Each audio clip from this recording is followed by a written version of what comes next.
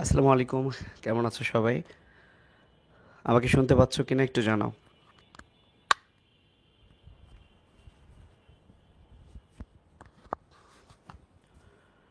Facebook এবং website দুই জায়গায় আমাকে শুনতে পাচ্ছ কিনা একটু কমেন্টসে জানিয়ে দাও।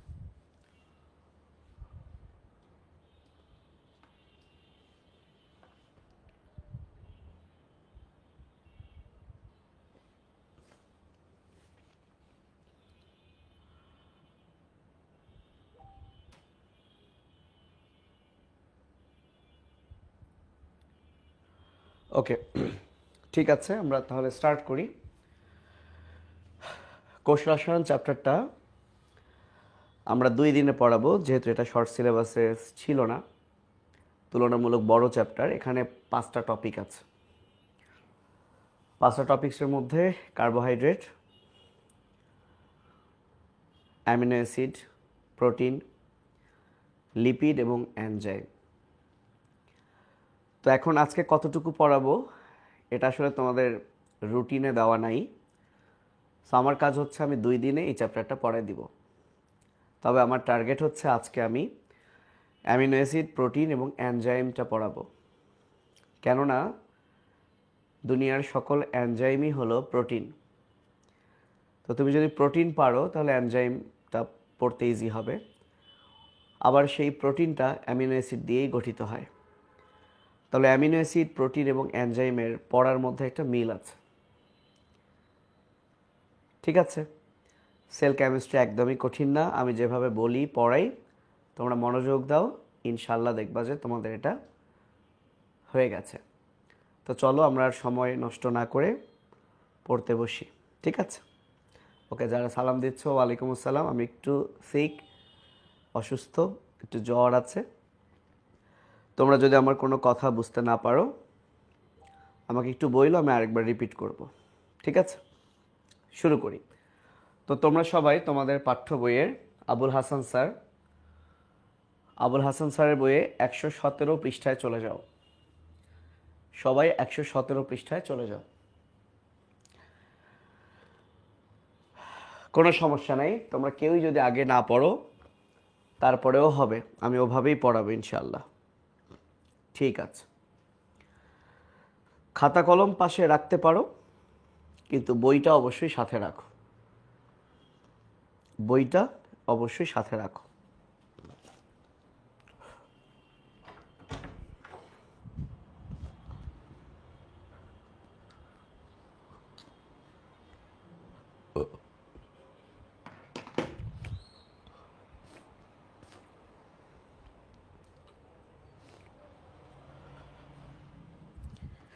তাহলে আমাদের আজকের শুরুর টপিক হচ্ছে অ্যামিনো অ্যাসিড। শুরুতে আমি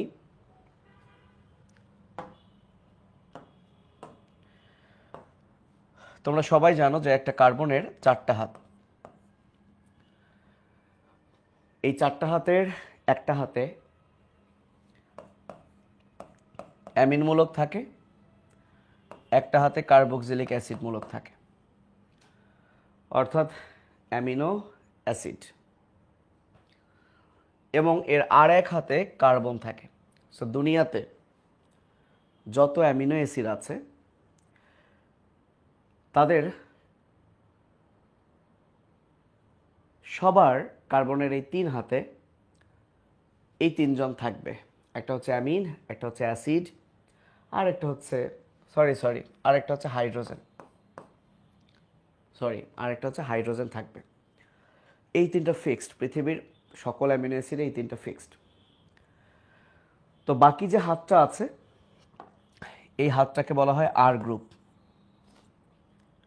এই হাতটাকে বলা হয় আর গ্রুপ। এবং এই আর এর মান চেঞ্জ হবে, অ্যামিনো অ্যাসিডের নামও চেঞ্জ হবে।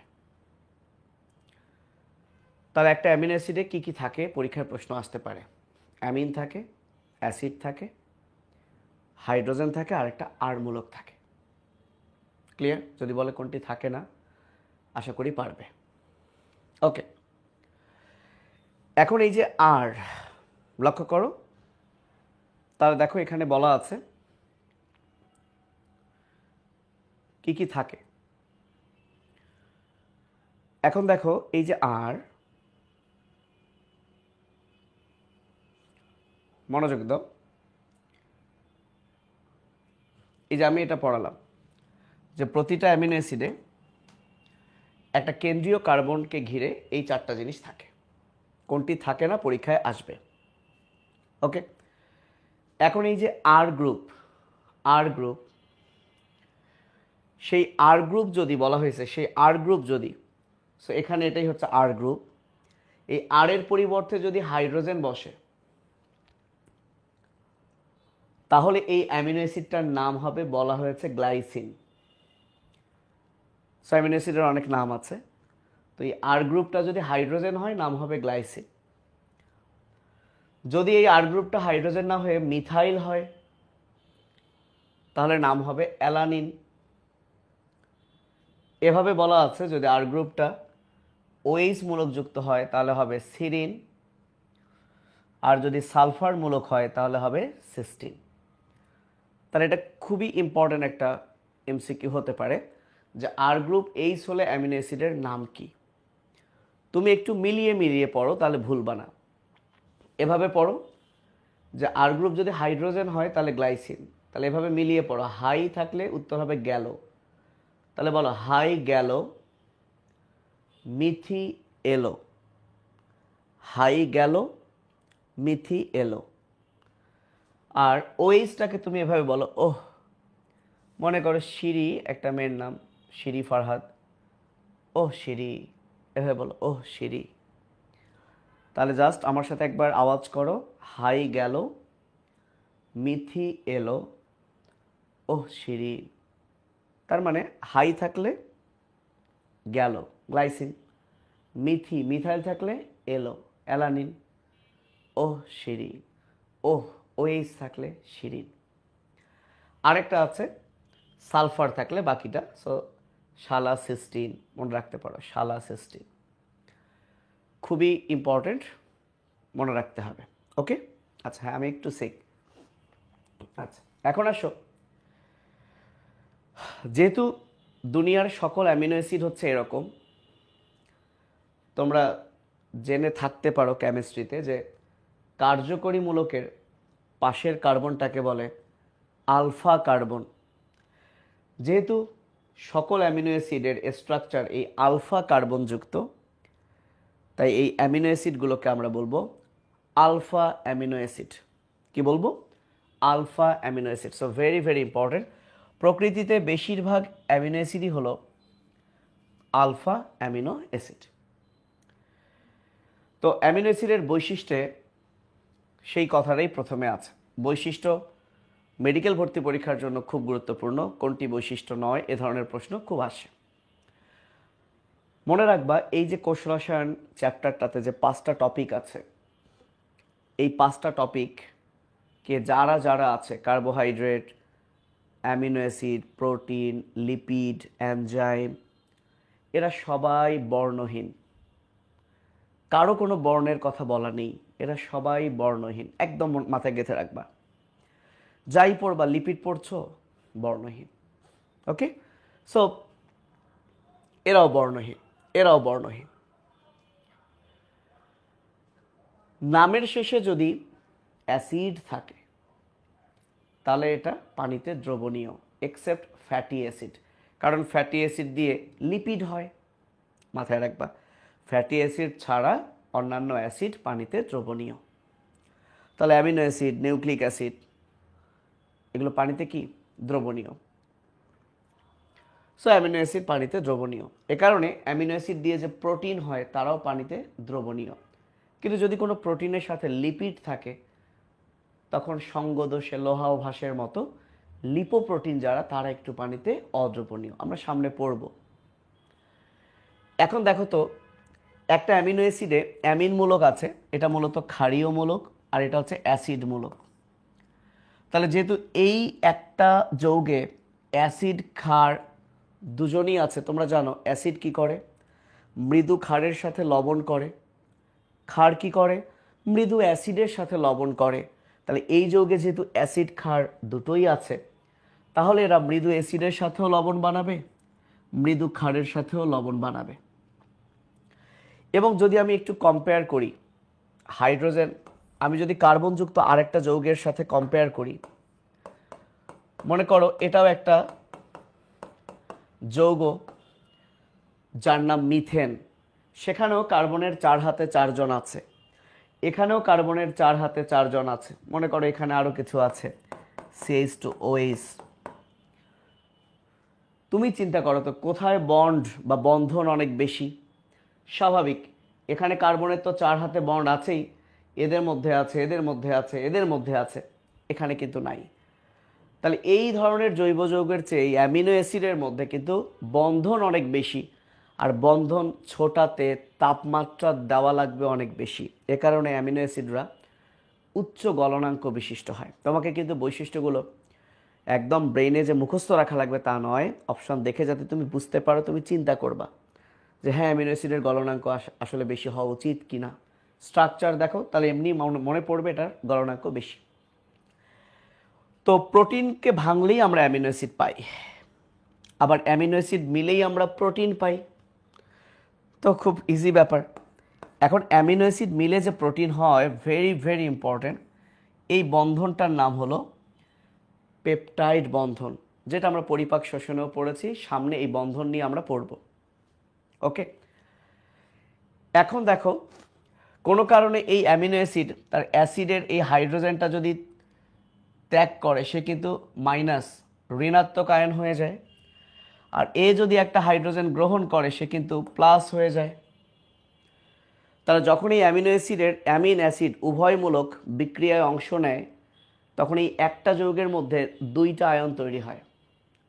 জুইটার শব্দটার অর্থ হিজড়া টাইপের, যেখানে দুটোই আছে প্লাস মাইনাস। এজন্য এই অ্যামিনো অ্যাসিডের মধ্যে যখন প্লাস মাইনাস দুটো আয়নই তৈরি হয়, তখন এটাকে বলে জুইটার ion. জুইটার ion, right. So amino acid কি আয়ন গঠন করে? জুইটার আয়ন গঠন করে, জুইটার আয়ন গঠন করে। সো আশা করছি তোমার এই 9টা বৈশিষ্ট্য মনে নাই, বাট আমি বিলিভ করি আমি যদি বলি একটা লাইন দিয়ে যেটা সত্য না মিথ্যা, তুমি অবশ্যই বলতে পারবে হ্যাঁ ভাই এটা সত্য কিংবা মিথ্যা। সো 9টা মুখস্থ রাখার দরকার নাই, বুঝে রাখো, কয়েকবার পড়ো, অপশন দেখলেই পারবে ইনশাল্লাহ। ক্লিয়ার? এখন আসো, হ্যাঁ দেখলে পারবা, এটাই কিন্তু আমার দরকার, সব মুখস্থ রাখার দরকার নেই। এখন আসো এই অ্যামিনো অ্যাসিডের শ্রেণী বিভাগ। উদ্ভিদ এবং প্রাণী মিলে সর্বমোট 28 ধরনের অ্যামিনো অ্যাসিড আছে। তো তোমরা কোষ ও এর গঠন চ্যাপ্টারেও একটা বক্স পাবে, 64টা কোডনের বক্স, রাইট? আশা করি এটা তোমাদের সবার মুখস্থ আছে, খুব ইজি একটা ছক। তো সেখানে কিন্তু অ্যামিনো অ্যাসিডের নাম দেওয়া আছে, তাই না? তো দেখবা পৃথিবীতে আসলে তোমাকে যখন তোমাদের অহনা আপু এক্সট্রা ইনফোগুলো পড়াবে, দেখবা কোনো বইয়ে লেখা 500 ধরনের অ্যামিনো অ্যাসিড আছে, কোনো বইয়ে লেখা 700 ধরনের আছে। তো আমি এক্সট্রা ইনফোতে যাচ্ছি না, আমি হাসান স্যারই কনসেন্ট্রেট করি। তো উদ্ভিদ প্রাণীদেহ মিলে মোট 28 ধরনের অ্যামিনো অ্যাসিড আছে, এবং এটাকে মোটামুটি 3 ভাগে ভাগ করেছে কেমিস্ট্রির ওই অ্যালিফ্যাটিক, অ্যারোমেটিক আর হেটারোসাইক্লিক। আলহামদুলিল্লাহ বলাই যায় যে অ্যালিফ্যাটিক অ্যামিনো অ্যাসিডের এক্সাম্পলে প্রায় 14টার মতো অ্যামিনো অ্যাসিড আছে। আলহামদুলিল্লাহ, এই কারণেই যে এক্সাম্পল দেওয়া আছে মাত্র 3টা। তাহলে আমাকে মনে রাখতে হচ্ছে না সব কিছুই, এবং সেটা তুমি মনে রাখতে পারো নাম দিয়েই। দেখো অ্যালিফ্যাটিক নামের মধ্যে অ্যালো আছে, তাহলে আমার সাথে বলো অ্যালো গ্যালো ভ্যালো। এই যে অ্যালো গ্যালো ভ্যালো, এরাই হচ্ছে অ্যালিফ্যাটিক, মিল আছে, রাইট? সো অ্যালিফ্যাটিক, অ্যালো গ্যালো ভ্যালো। একবার বলো তো ভাইয়া, অ্যালিফ্যাটিক, অ্যালো গ্যালো ভ্যালো, বলো।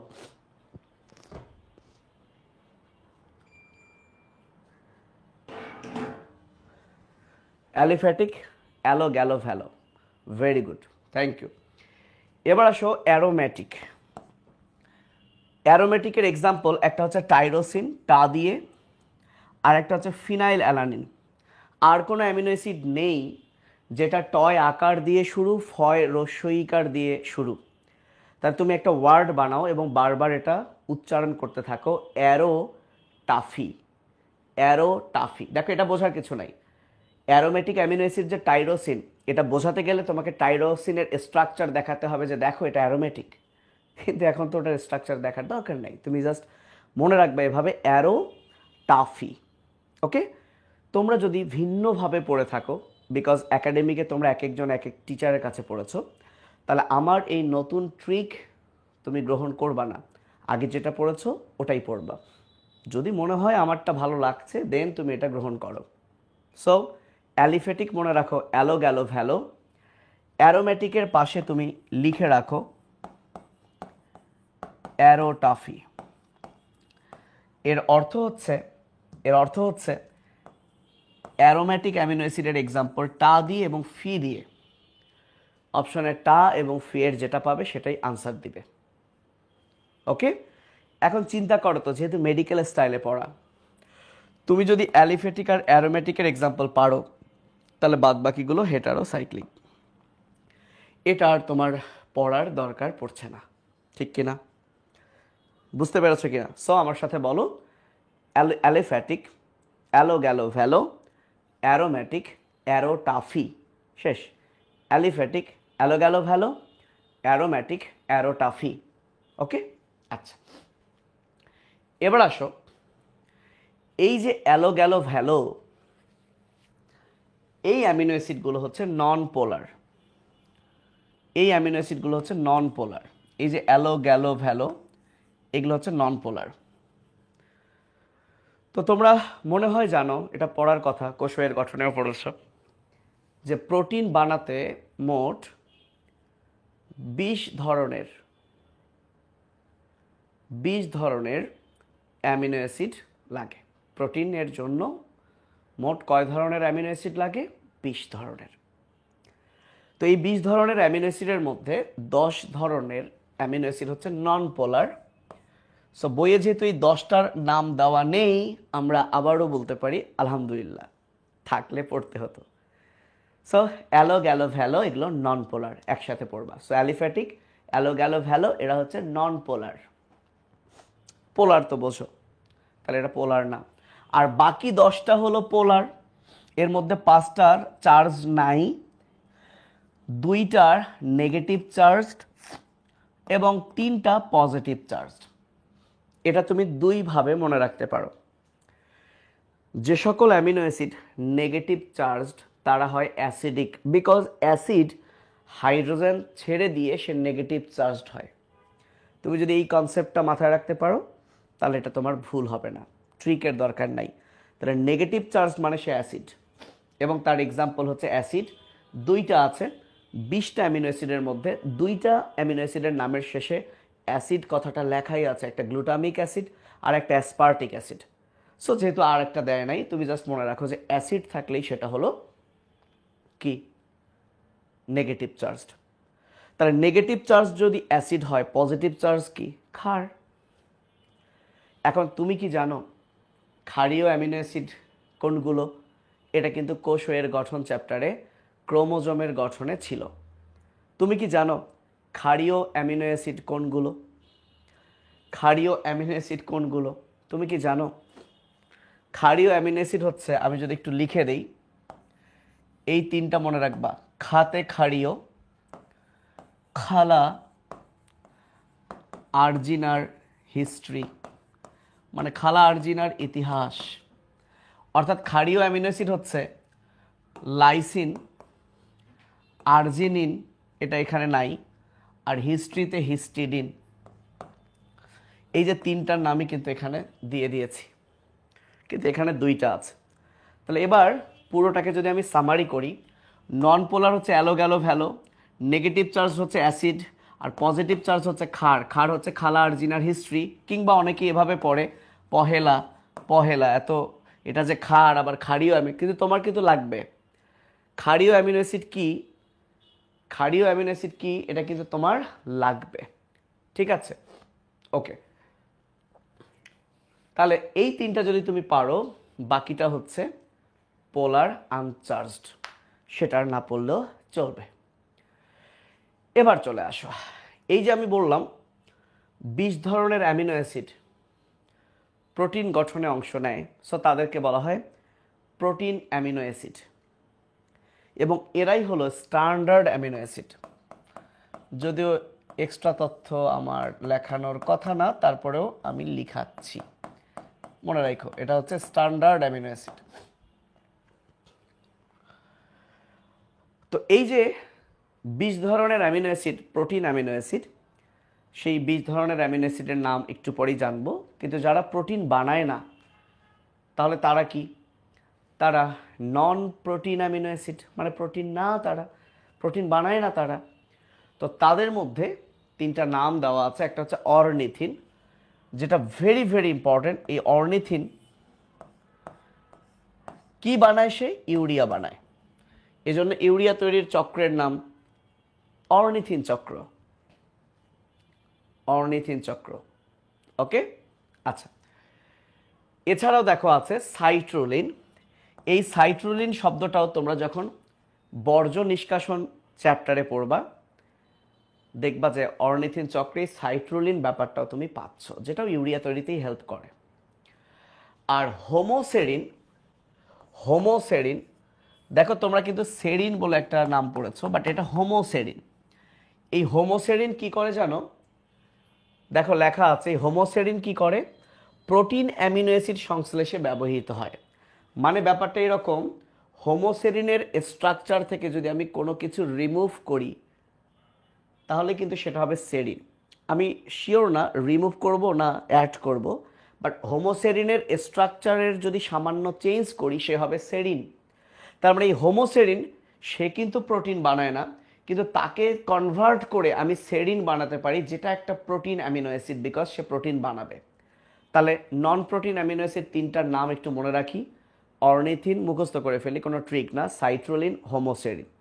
এর মধ্যে ইউরিয়া বানায় অরনিথিন, আর হোমোসেরিন কি করে?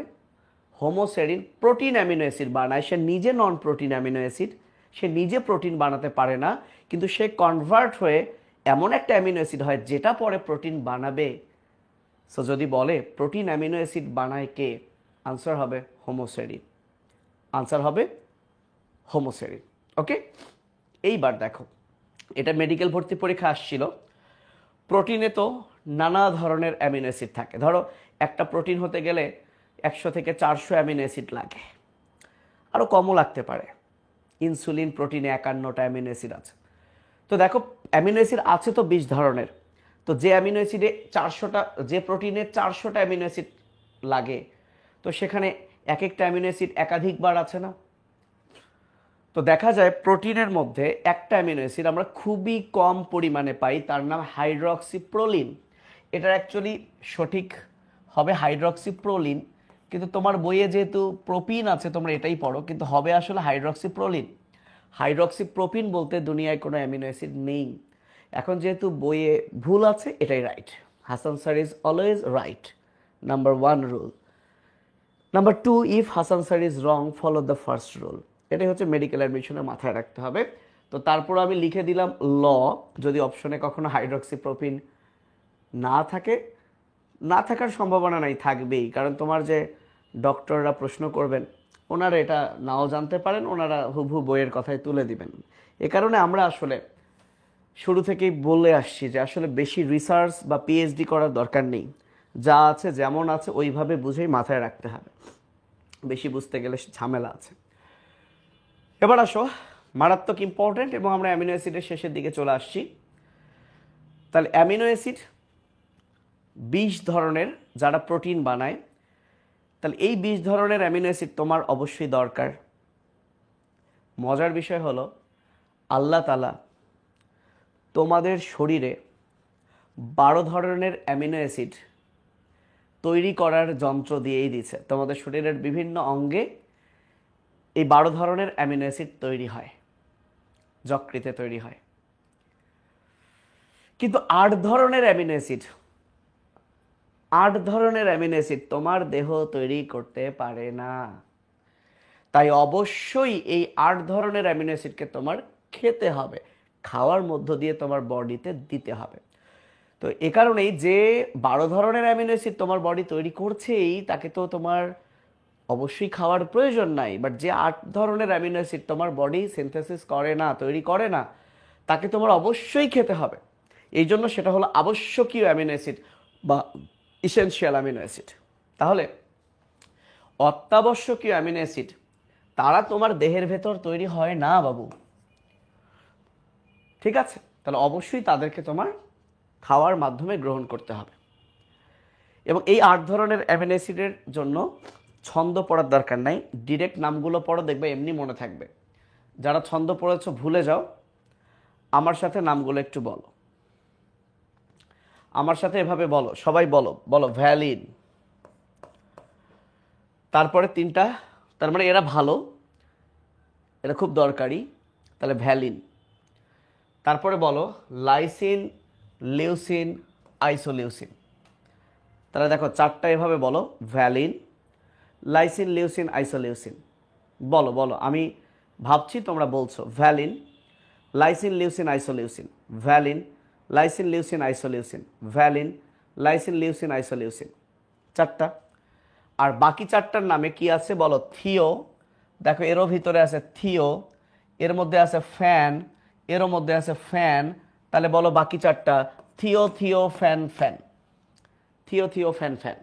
তাহলে 8টা বলতে খুব একটা সময় লাগবে না। Valine, lysine, leucine, isoleucine, Theo, Theo, fan, fan.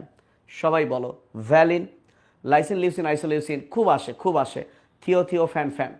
বলো valine, lysine, leucine, isoleucine, Theo, Theo, fan, fan. Valine, lysine, leucine, isoleucine, Theo, Theo, fan, fan. এই 8টা হলো এসেনশিয়াল অ্যামিনো অ্যাসিড। অবশ্যই এই 8টাকে তোমার খাবারের সাথে নিতে হবে।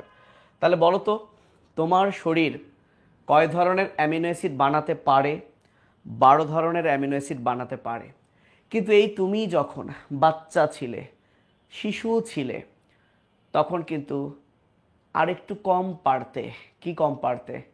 আরেকটু কম অ্যামিনো অ্যাসিড তৈরি করতে পারতে, তোমার বডি আর কি পারতো। শিশুকালে তোমার দেহ 10 ধরনের অ্যামিনো অ্যাসিড তৈরি করতো, আরও 2টা কম তৈরি করতো। তাই বাচ্চাকালে তোমার এসেনশিয়াল অ্যামিনো অ্যাসিড ছিল 10টা। তার মানে তুমি যখন বড় হয়েছো তখন তোমার আরও 2টা অ্যামিনো অ্যাসিড তৈরির ক্ষমতা তৈরি হয়েছে, শিশুকালে সেটা ছিল না। এজন্য যদি উল্লেখ করে দেয় যে শিশুদের জন্য অত্যাবশ্যকীয় অ্যামিনো অ্যাসিড কোনগুলো, শিশুদের জন্য, তাহলে আনসার হবে 10টি। এবং সেই 10টার মধ্যে তাহলে কোন 2টা অ্যাড হলো? ওই যে ক্ষারীয় যে 2টা অ্যামিনো অ্যাসিড, লাইসিন তো আগেই ছিল, আর 2টা আর্জিন আর হিস্ট্রি। ওই যে ক্ষারীয় অ্যামিনো অ্যাসিডের লাইসিন তো আগেই ছিল, আর 2টা কি? Arginine, histidine, arginine, histidine. তাহলে খেয়াল করছো এই 2টা অ্যামিনো অ্যাসিড তোমার জীবনে বাচ্চাকালে সেটা ছিল ইসেনশিয়াল, বাট যখনই তুমি বড় হইছো এরা হয়ে গেল নন ইসেনশিয়াল। তাহলে যে 2জন তোমার জীবনের কখনো ইসেনশিয়াল, কখনো নন ইসেনশিয়াল, তাদের 2টাকে বলা হয় সেমি ইসেনশিয়াল অ্যামিনো অ্যাসিড। আবারও একটা এক্সট্রা ইনফো বলেই দিলাম, বলে যেহেতু দিয়েছি লিখে ফেলো, সেমি ইসেনশিয়াল। তাহলে আর্জিনিন এবং হিস্টিডিনকে, আর্জিনিন এবং হিস্টিডিনকে কি বলা হয়? Semi essential amino acid. আচ্ছা, এখন তোমরা একটা জিনিস খেয়াল করছো কিনা, সেটা হলো এই যে অ্যামিনো অ্যাসিডগুলো, তাদের সংক্ষিপ্ত নাম দেওয়া আছে, লিউ, আইসোলিউ, লাইস, মেট। এগুলো দেখলেই তুমি বুঝতে পারবা। কিন্তু তুমি বাঁশ খাবা কোথায় জানো? তুমি বাঁশ খাবা এইখানে। দেখো লাইসিনের সংক্ষিপ্ত নাম হলো কে। তুমি তো এবার পাগলা হয়ে যাবা, কি সব বলে, কেমনে? তো তোমাদের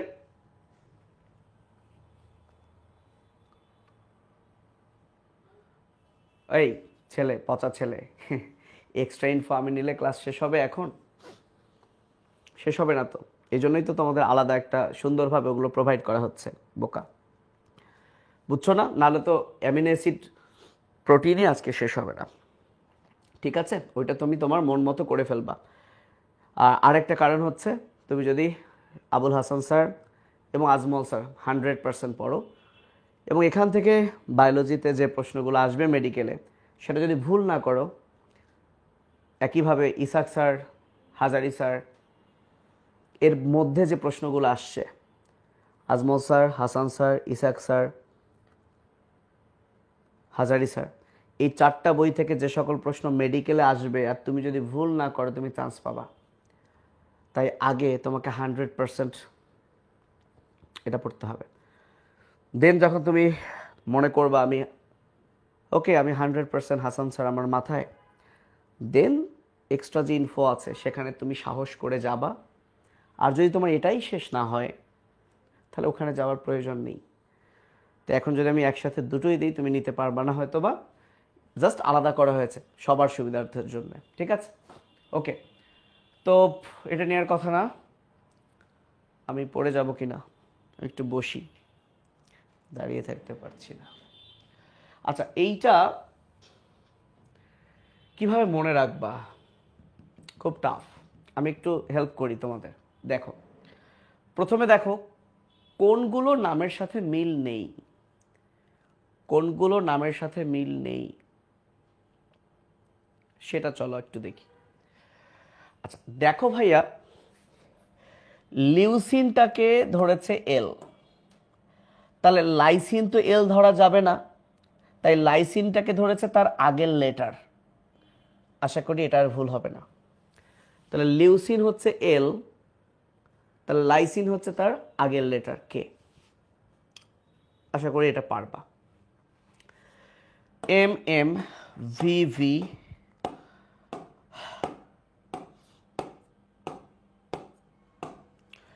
সব ওকে, ডান, ইজি। টাইরোসিন, দেখো টি দিয়ে থ্রিওনিনকে ধরেছে, তাই টাইরোসিন বানান টি ওয়াই, টি না দিয়ে এবার তার পরের লেটারকে ধরেছে ওয়াই। আশা করছি তুমি এটাও ভুলবা না, ইজি আছে।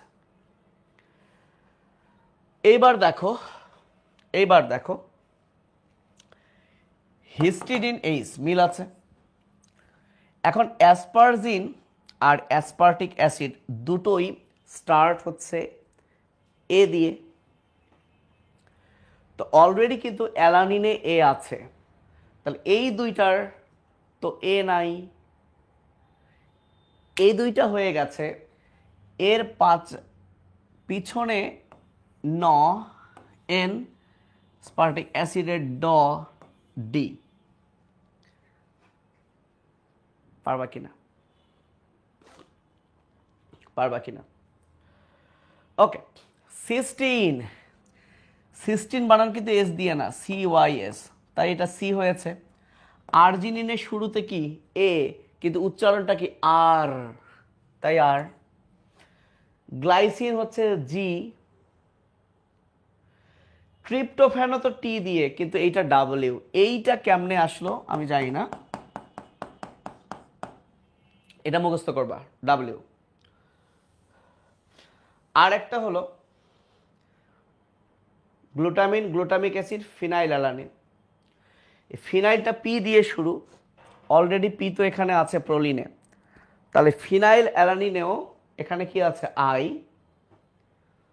আর গ্লুটামিন, গ্লুটামিক অ্যাসিড কোনোভাবেই মিলছে না, ও এবং ই। তাহলে এই যে তিনটা ভাওয়েল ও ই আই, তাই না, এই তিনটা একটু একসাথে কয়েকবার পড়ো। এই চারটা একটু কষ্ট করতে হবে। এই চার্ট সম্পূর্ণ কেন মুখস্থ করতে হবে? কিরে বোকা, কি বলে এই চার্ট মুখস্থ করা লাগবে না বাবা। এই সংক্ষিপ্ত নাম থেকে বাংলাদেশ সৃষ্টির পর মেডিকেল ভার্সিটি কোথাও কোনো প্রশ্ন হয়নি, কিন্তু আমি হাসান স্যারের যা কিছু পড়াবো আমি কোনো রিস্ক নেওয়াবো না। এখান থেকে হাসান স্যার থেকে যদি প্রশ্ন আসে তুমি কমন পাবা। এই জন্য আমি কোনো কিছু বাদ রাখছি না, যত ধরনের সম্ভাবনা আছে প্রশ্নে আমি বলে দিচ্ছি যে অনেক স্টুডেন্ট এগুলো পড়ে না, একটু চোখ কান খোলা রাখো, বইই আছে।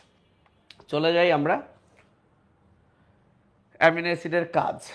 অ্যামিনো অ্যাসিডের 7টা কাজ আছে, আমার সাথে মুখস্থ করবা কে কে হাত তোলো, এখনই মুখস্থ করবা কে কে হাত তোলো। হ্যাঁ এক্স্যাক্টলি, হবে হবে, ফিনিশিং টাচ পড়লেই হবে। সবাই বলো অ্যামিনো অ্যাসিড দিয়ে তৈরি হয় প্রোটিন, এটা আমরা সবাই জানি। আর প্রোটিন কি করে? দেহ গঠন করে। তাহলে দেখো অ্যামিনো অ্যাসিড বানাচ্ছে প্রোটিন, প্রোটিন আবার দেহ গঠন করে। পৃথিবীর সকল এনজাইম প্রোটিন, পৃথিবীর সকল অ্যান্টিবডিও প্রোটিন, কিন্তু পৃথিবীর সকল হরমোন প্রোটিন না। অনেক হরমোন আছে স্টেরয়েড জাতীয়, আয়োডিন জাতীয়। তাহলে কোন হরমোন প্রোটিন জাতীয়? জেনে রাখা ভালো, indole hormone. Indole hormone protein জাতীয়, তাই এই হরমোনটা বানাবে অ্যামিনো অ্যাসিড, পাশাপাশি এনজাইম অ্যান্টিবডি তো বানাবে। সো আমার সাথে নেক্সট বলো, অ্যামিনো অ্যাসিড অ্যান্টিবডি বানায়, আর সেই অ্যান্টিবডি রোগ প্রতিরোধ করে। তাহলে চারটা কথা বলো, প্রোটিন তৈরি, দেহ গঠন, অ্যান্টিবডি, রোগ প্রতিরোধ। অ্যাসিড, তাহলে পিএইচ নিয়ন্ত্রণ। অ্যামিনো অ্যাসিডের অ্যামিনমূলক সরে গিয়ে অ্যামোনিয়া, দেন ইউরিয়া। আর যদি বলে মেলানিন তৈরি করে কে? মেলানিন এক ধরনের প্রোটিন, আর সকল প্রোটিন তো অ্যামিনো অ্যাসিড দিয়েই তৈরি হবে, মেলানিন। তাহলে এই সাতটা কথা আমার সাথে বলো, প্রোটিন তৈরি, দেহ গঠন, অ্যান্টিবডি, রোগ প্রতিরোধ, পিএইচ, ইউরিয়া, মেলানিন। বলো, প্রোটিন তৈরি, দেহ গঠন, অ্যান্টিবডি, রোগ প্রতিরোধ, পিএইচ, ইউরিয়া, মেলানিন। কমেন্ট করো। প্রোটিন তৈরি, দেহ গঠন, অ্যান্টিবডি, রোগ প্রতিরোধ, পিএইচ, ইউরিয়া, মেলানিন। প্রোটিন তৈরি, দেহ গঠন, অ্যান্টিবডি, রোগ প্রতিরোধ, পিএইচ, ইউরিয়া, মেলানিন। কমেন্টস শেষ, আলহামদুলিল্লাহ। অ্যামিনো অ্যাসিড শেষ। আজকে আমরা 3টা টপিকস পড়বো, অ্যামিনো অ্যাসিড শেষ, প্রোটিন আর এনজাইমস আছে। ওকে, অ্যামিনো অ্যাসিড শেষ। সবাই প্রোটিন তৈরি, দেহ গঠন, অ্যান্টিবডি, রোগ প্রতিরোধ, পিএইচ, ইউরিয়া, মেলানিন। মেডিকেল অ্যাডমিশনে এখান থেকে প্রশ্ন এসেছিল, ওমা লাল কালার কই? এই মেডিকেল থেকে প্রশ্ন আসলে না লাল কালার থাকার কথা? লাল কালার কই, লাল কালার কই? আদৌ কি এসেছিল? দাঁড়াও, আচ্ছা আসুক না আসুক, এটা ইম্পর্টেন্ট, কিন্তু লাল কালার তাহলে মিস হয়ে গেছে। আমরা একটু রেস্ট করি, এই 1-2 মিনিট, অ্যামিনো অ্যাসিড মাথার মধ্যে থাকুক।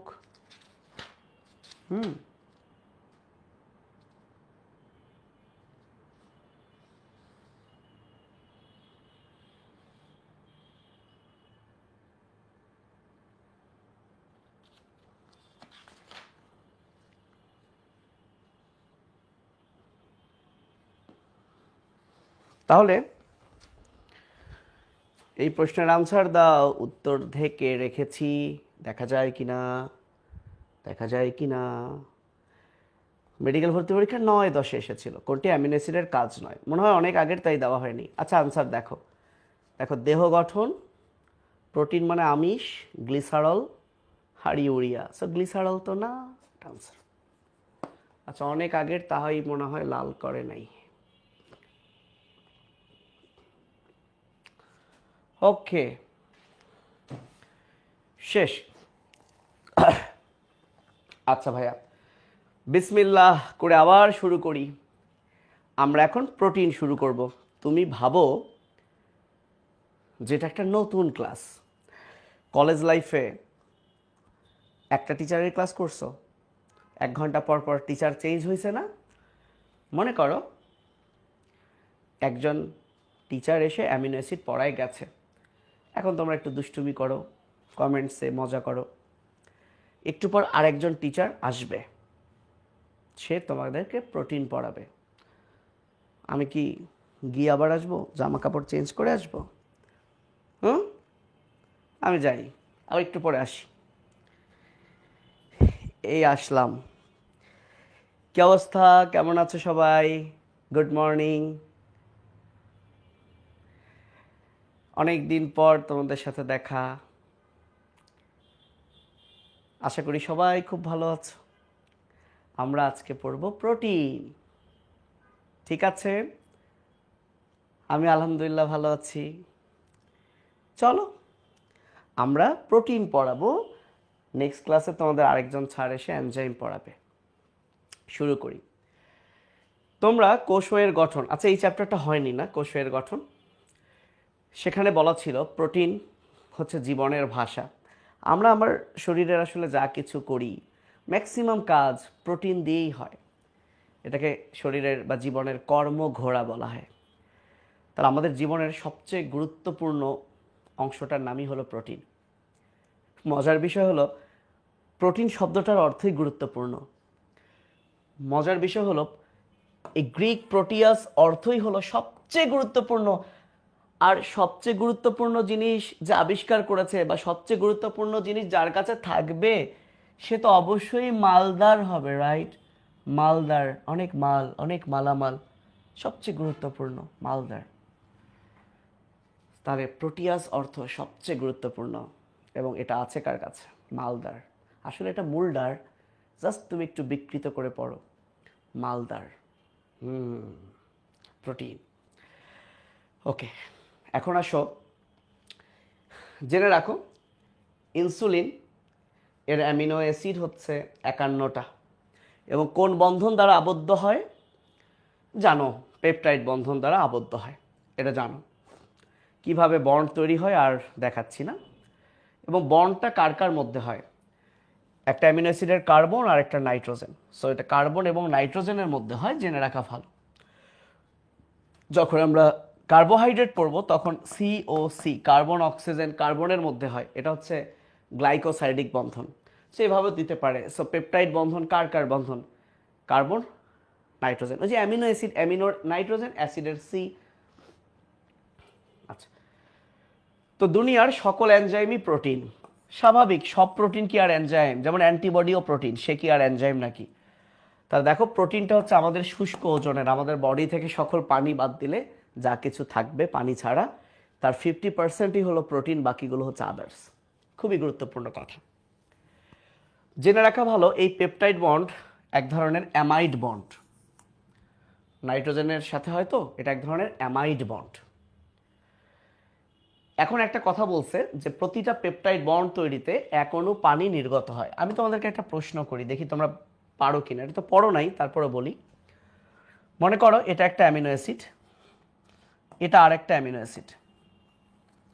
এই দুইটা অ্যামিনো অ্যাসিডের মধ্যে একটা বন্ধন তৈরি হলো, সো এটাকে আমরা বলবো পেপটাইড বন্ধন। এটাকে আমরা বলবো পেপটাইড বন্ধন। তাহলে এখানে কয়টা পেপটাইড বন্ধন আছে? একটা। তাহলে এই যৌগটাকে আমরা মনোপেপটাইড বলবো না ডাইপেপটাইড বলবো? এটা একটা অ্যামিনো অ্যাসিড, এটা আর একটা অ্যামিনো অ্যাসিড। এই যে একটা পেপটাইড বন্ধন, একটা, তাহলে এই যৌগটাকে মনোপেপটাইড বলবো না ডাইপেপটাইড বলবো? যারা মনো বলেছ হয়নি। আসলে ডাইপেপটাইড মানে দুইটা পেপটাইড না, ডাইপেপটাইড মানে দুইটা অ্যামিনো অ্যাসিড। সো এইটা একটু মনোপেপটাইড বলে দুনিয়ায় কিছু নাই। তাহলে মাথায় রাখবা যত পেপটাইড তত অ্যামিনো অ্যাসিড, এই কথাটা খাতায় টুকে রাখো। যত পেপটাইড তত অ্যামিনো অ্যাসিড, আর বন্ধন একটা কম, বন্ধন একটা কম। যেমন আমি যদি বলি ডাইপেপটাইড মানে কি? দুইটা অ্যামিনো অ্যাসিড, কিন্তু সেখানে পেপটাইড বন্ধন কয়টা? একটা কম, অর্থাৎ 2 থেকে 1 কম মানে 1। আমি যদি বলি 100 পেপটাইড মানে কি? তাহলে 100 অ্যামিনো অ্যাসিড, পেপটাইড বন্ধন কয়টা? 99টা, 1 কম। বুঝতে পেরেছ? তাহলে যত পেপটাইড তত অ্যামিনো অ্যাসিড, বন্ধন একটা কম। তাহলে ডাইপেপটাইড মানে দুইটা অ্যামিনো অ্যাসিড, বন্ধন একটা, পেপটাইড বন্ধন একটা। সো আশা করি এটা ভুল করবা না। তাহলে তোমরাই বলো, 3টা অ্যামিনো অ্যাসিড যুক্ত হয়ে কি হবে? ট্রাইপেপটাইড। 4 থেকে 10টা অ্যামিনো অ্যাসিড যুক্ত হয়ে এটাকে বলে অলিগোপেপটাইড। অলিগো মানে অল্প, অল্প কিছু। 50টা অ্যামিনো অ্যাসিড মিলে হবে পলিপেপটাইড। আর এই পলিপেপটাইডটাই হলো প্রোটিন। তার মানে 50-এর অধিক অ্যামিনো অ্যাসিড যদি থাকে, দেখো এখানে বলেছে 50টা অণু মিলে হচ্ছে পলিপেপটাইড। ঠিক এইখানে পলিপেপটাইডে আবার বলেছে 50টির অধিক, মানে এইখানে একটু উল্টাপাল্টা করছে, তো এটা নিয়ে তোমরা প্যাচ লাগাইও না। আসলে 50-এর অধিক মিলে সেটাকে আমরা প্রোটিন বলবো, 51 থেকে এর উপরে যা আছে তাকে আমরা প্রোটিন বলবো। একটা লাইন বলছে, দেখো এই লাইনটা, প্রোটিন যখন এরকম জাস্ট সরল থাকে, ধরো একটা প্রোটিন এরকম জাস্ট চেইন আকারে আছে, এই অবস্থায় এই প্রোটিনটা নিষ্ক্রিয়, সে কোনো কাজ করবে না। বাট যখন এই প্রোটিনটা এরকম ফোল্ড হবে, ফোল্ড মানে ভাঁজ হবে, তখনই সে অ্যাক্টিভ হবে। তো এই জন্য একটা লাইন বলছে যে প্রোটিন যখন ফোল্ডেড অবস্থা প্রাপ্ত হয়, ফোল্ডেড মানে ভাঁজ হয়, কেবল তখনই সে কার্যকর হয়, তখনই সে কাজ করে। এখন এইটা কি ভিভিআই কি বলেছে এটা দেখো ভাইয়ারা, মনে করো এটা একটা অ্যামিনো অ্যাসিড, তো এরকম মনে করো 50টা অ্যামিনো অ্যাসিড বা আরও বেশি অ্যামিনো অ্যাসিড মিলে একটা চেইন হয়েছে, এবং এই একটা চেইন এটাকে আমরা বলবো পলিপেপটাইড চেইন, পলিপেপটাইড চেইন। তো এই যে একটা পলিপেপটাইড চেইন, সেটা একটা প্রোটিন হইতে পারে। আবার মনে করো এটা একটা চেইন, এটা একটা চেইন, দুইটা পলিপেপটাইড চেইন, তাদের মধ্যে মনে করো বন্ধন আছে, হয়ে এই দুইটা পলিপেপটাইড চেইন সেটা একটা প্রোটিন হইতে পারে। কিছু কিছু প্রোটিনে আবার তিনটা পলিপেপটাইড চেইন, তারা পরস্পর বন্ধন করে একটা প্রোটিন হইতে পারে। আবার এমনও প্রোটিন আছে যেখানে চারটা পলিপেপটাইড চেইন, তারা পরস্পর যুক্ত হয়ে আবার কি একটা প্রোটিন বানাইতে পারে। তার মানে প্রোটিন দুনিয়ায় যত আছে, কিছু প্রোটিনের একটাই পলিপেপটাইড চেইন, একটাই চেইন, কারো কারো দুইটা, কারো কারো তিনটা, কারো কারো চারটা। তো এরকম কিছু এক্সাম্পল দিছে যে কোন প্রোটিনটা এক পলিপেপটাইড চেইন দ্বারা গঠিত, কে 2, কে 3, কে 4। তো সিরিয়ালটা মনে রাখো, 1 2 3 4, like him, I like him, I like him, I like her. So ছেলেরা আই লাইক হার, মেয়েরা আই লাইক হিম বলো। অর্থাৎ আই বলার দরকার নাই, তুমি যদি এটা পড়ো, যদি বলে 3 পলিপেপটাইড চেইন দ্বারা কে গঠিত, তুমি লিখবা 1 2 3 4, লাইক হার বা লাইক হিম। তাহলে 3 পলিপেপটাইড চেইন দ্বারা ক দিয়ে যেটা, সেটাই উত্তর। কতে কি কাউয়া না, কথে যা থাকবে অপশনে তাই, collagen, collagen, lysozyme, integrin, collagen, haemoglobin. তাহলে বলো সবাই, এটা কমেন্ট করো, 1 2 3 4, 1 2 3 4, লাইক হিম, লাইক হিম। এখন লাইক হার বলবা না লাইক হিম বলবা, বলো যার যেটা ইচ্ছা। প্রোটিন তৈরি হয় রাইবোজোমে, এটা মনে হয় দুনিয়ার সবাই জানে। চলে আসি প্রোটিনের বৈশিষ্ট্য।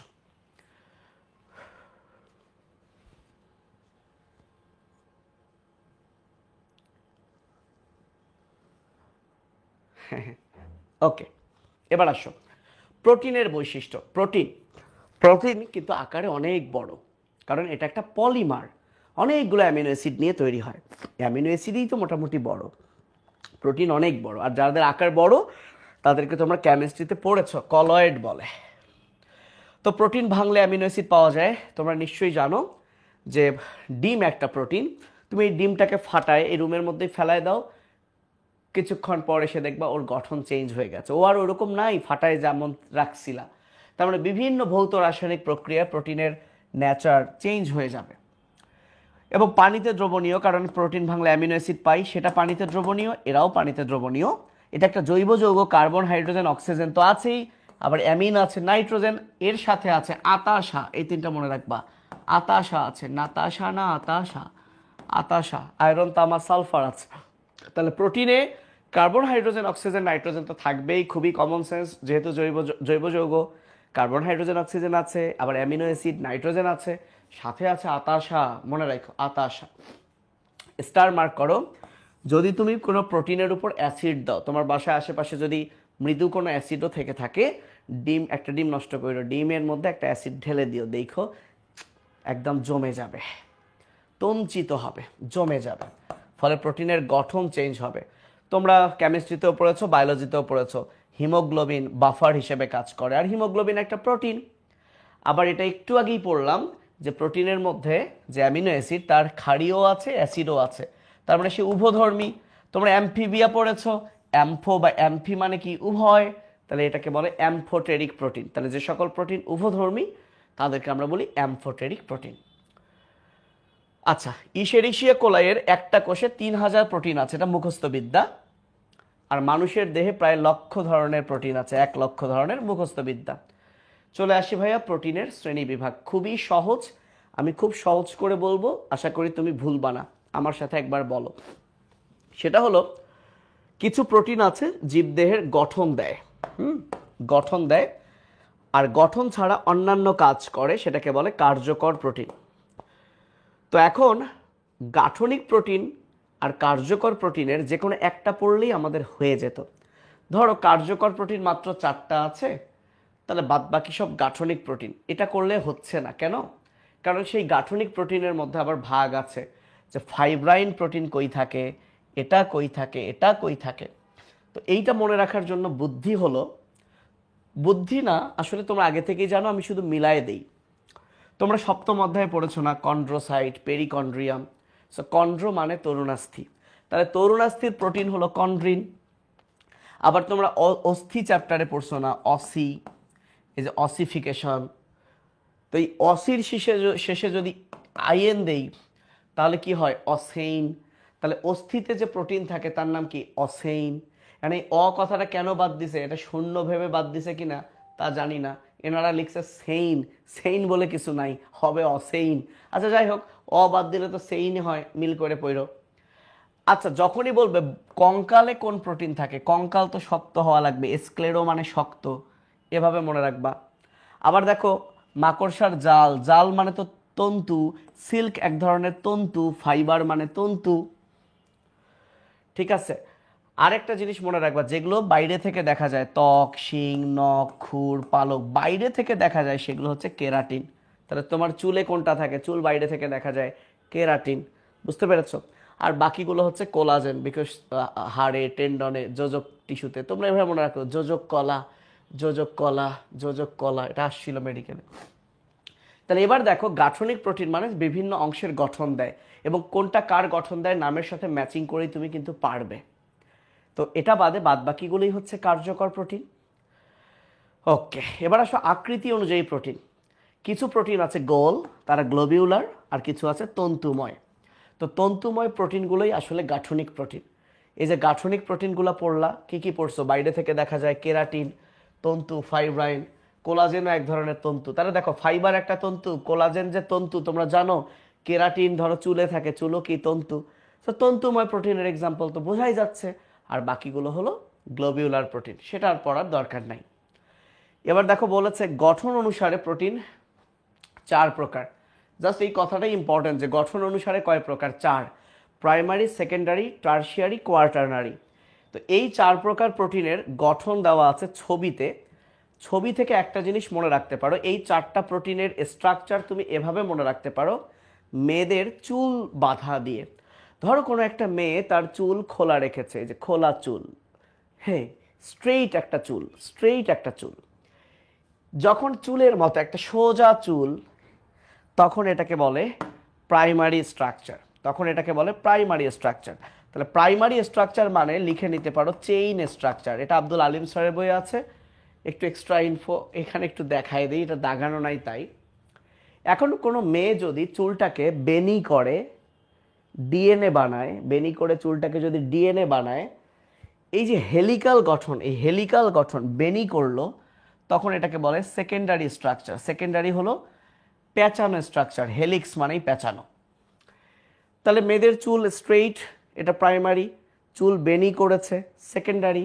এখন চুলটা খোপা করেছে, খোপা, খোপা করলে কি হবে? 3D, একটা 3 ডাইমেনশনাল কিছু একটা হবে। তাহলে যখন এরকম একটা 3 ডাইমেনশনাল হবে, 3D হবে, তখন এটা হবে টারশিয়ারি স্ট্রাকচার। এবার কোনো মেয়ে যদি অনেকগুলা খোপা করে, তখন এই 4টা খোপা, 4টা 3D মিলে সেটা হবে টারশিয়ারি স্ট্রাকচার। সো কি বলছি, সরি, কোয়াটারনারি স্ট্রাকচার। সো কয়েকটা 3D, কয়েকটা 3D, কয়েকটা 3D। সো স্ট্রাকচারটা আশা করি বুঝছো। তাহলে যদি বলে প্রোটিনের কোন গঠনটা পেঁচানো হেলিক্সের মতো, তাহলে সেকেন্ডারি স্ট্রাকচারটা। ওকে, এইবার আসো ভয়ঙ্কর প্রোটিন শেষের দিকে, বাট প্রোটিনের ভয়ঙ্কর পড়া হলো এটা। তো আমরা ভয়ঙ্কর পড়ায় যাওয়ার আগে একটু কম ভয়ঙ্কর পড়াগুলো শেষ করে আসি, না হলে ওগুলো আর পড়তে ভালো লাগবে না। এইখানে আসি, সবাই 123, এই যে 22 পৃষ্ঠার নিচে আসো, 123 আর এই যে 22 পৃষ্ঠার নিচে আসো। দেখো গুণগত বৈশিষ্ট্যের উপর ভিত্তি করে প্রোটিন দুই প্রকার, অলরেডি পড়েছো? না না না না, পড়ো নাই। First class protein, second class protein. তো ভাইয়া ফার্স্ট ক্লাস আর সেকেন্ড ক্লাস, প্রথম শ্রেণীর আর দ্বিতীয় শ্রেণীর। প্রথম শ্রেণীর প্রোটিন অবশ্যই ভালো, ফার্স্ট ক্লাস মানেই তো ভালো। তো বলো তো উদ্ভিদ ভালো না প্রাণী ভালো? উদ্ভিদ ভালো না প্রাণী ভালো? অবশ্যই প্রাণী ভালো, অবশ্যই প্রাণী ভালো।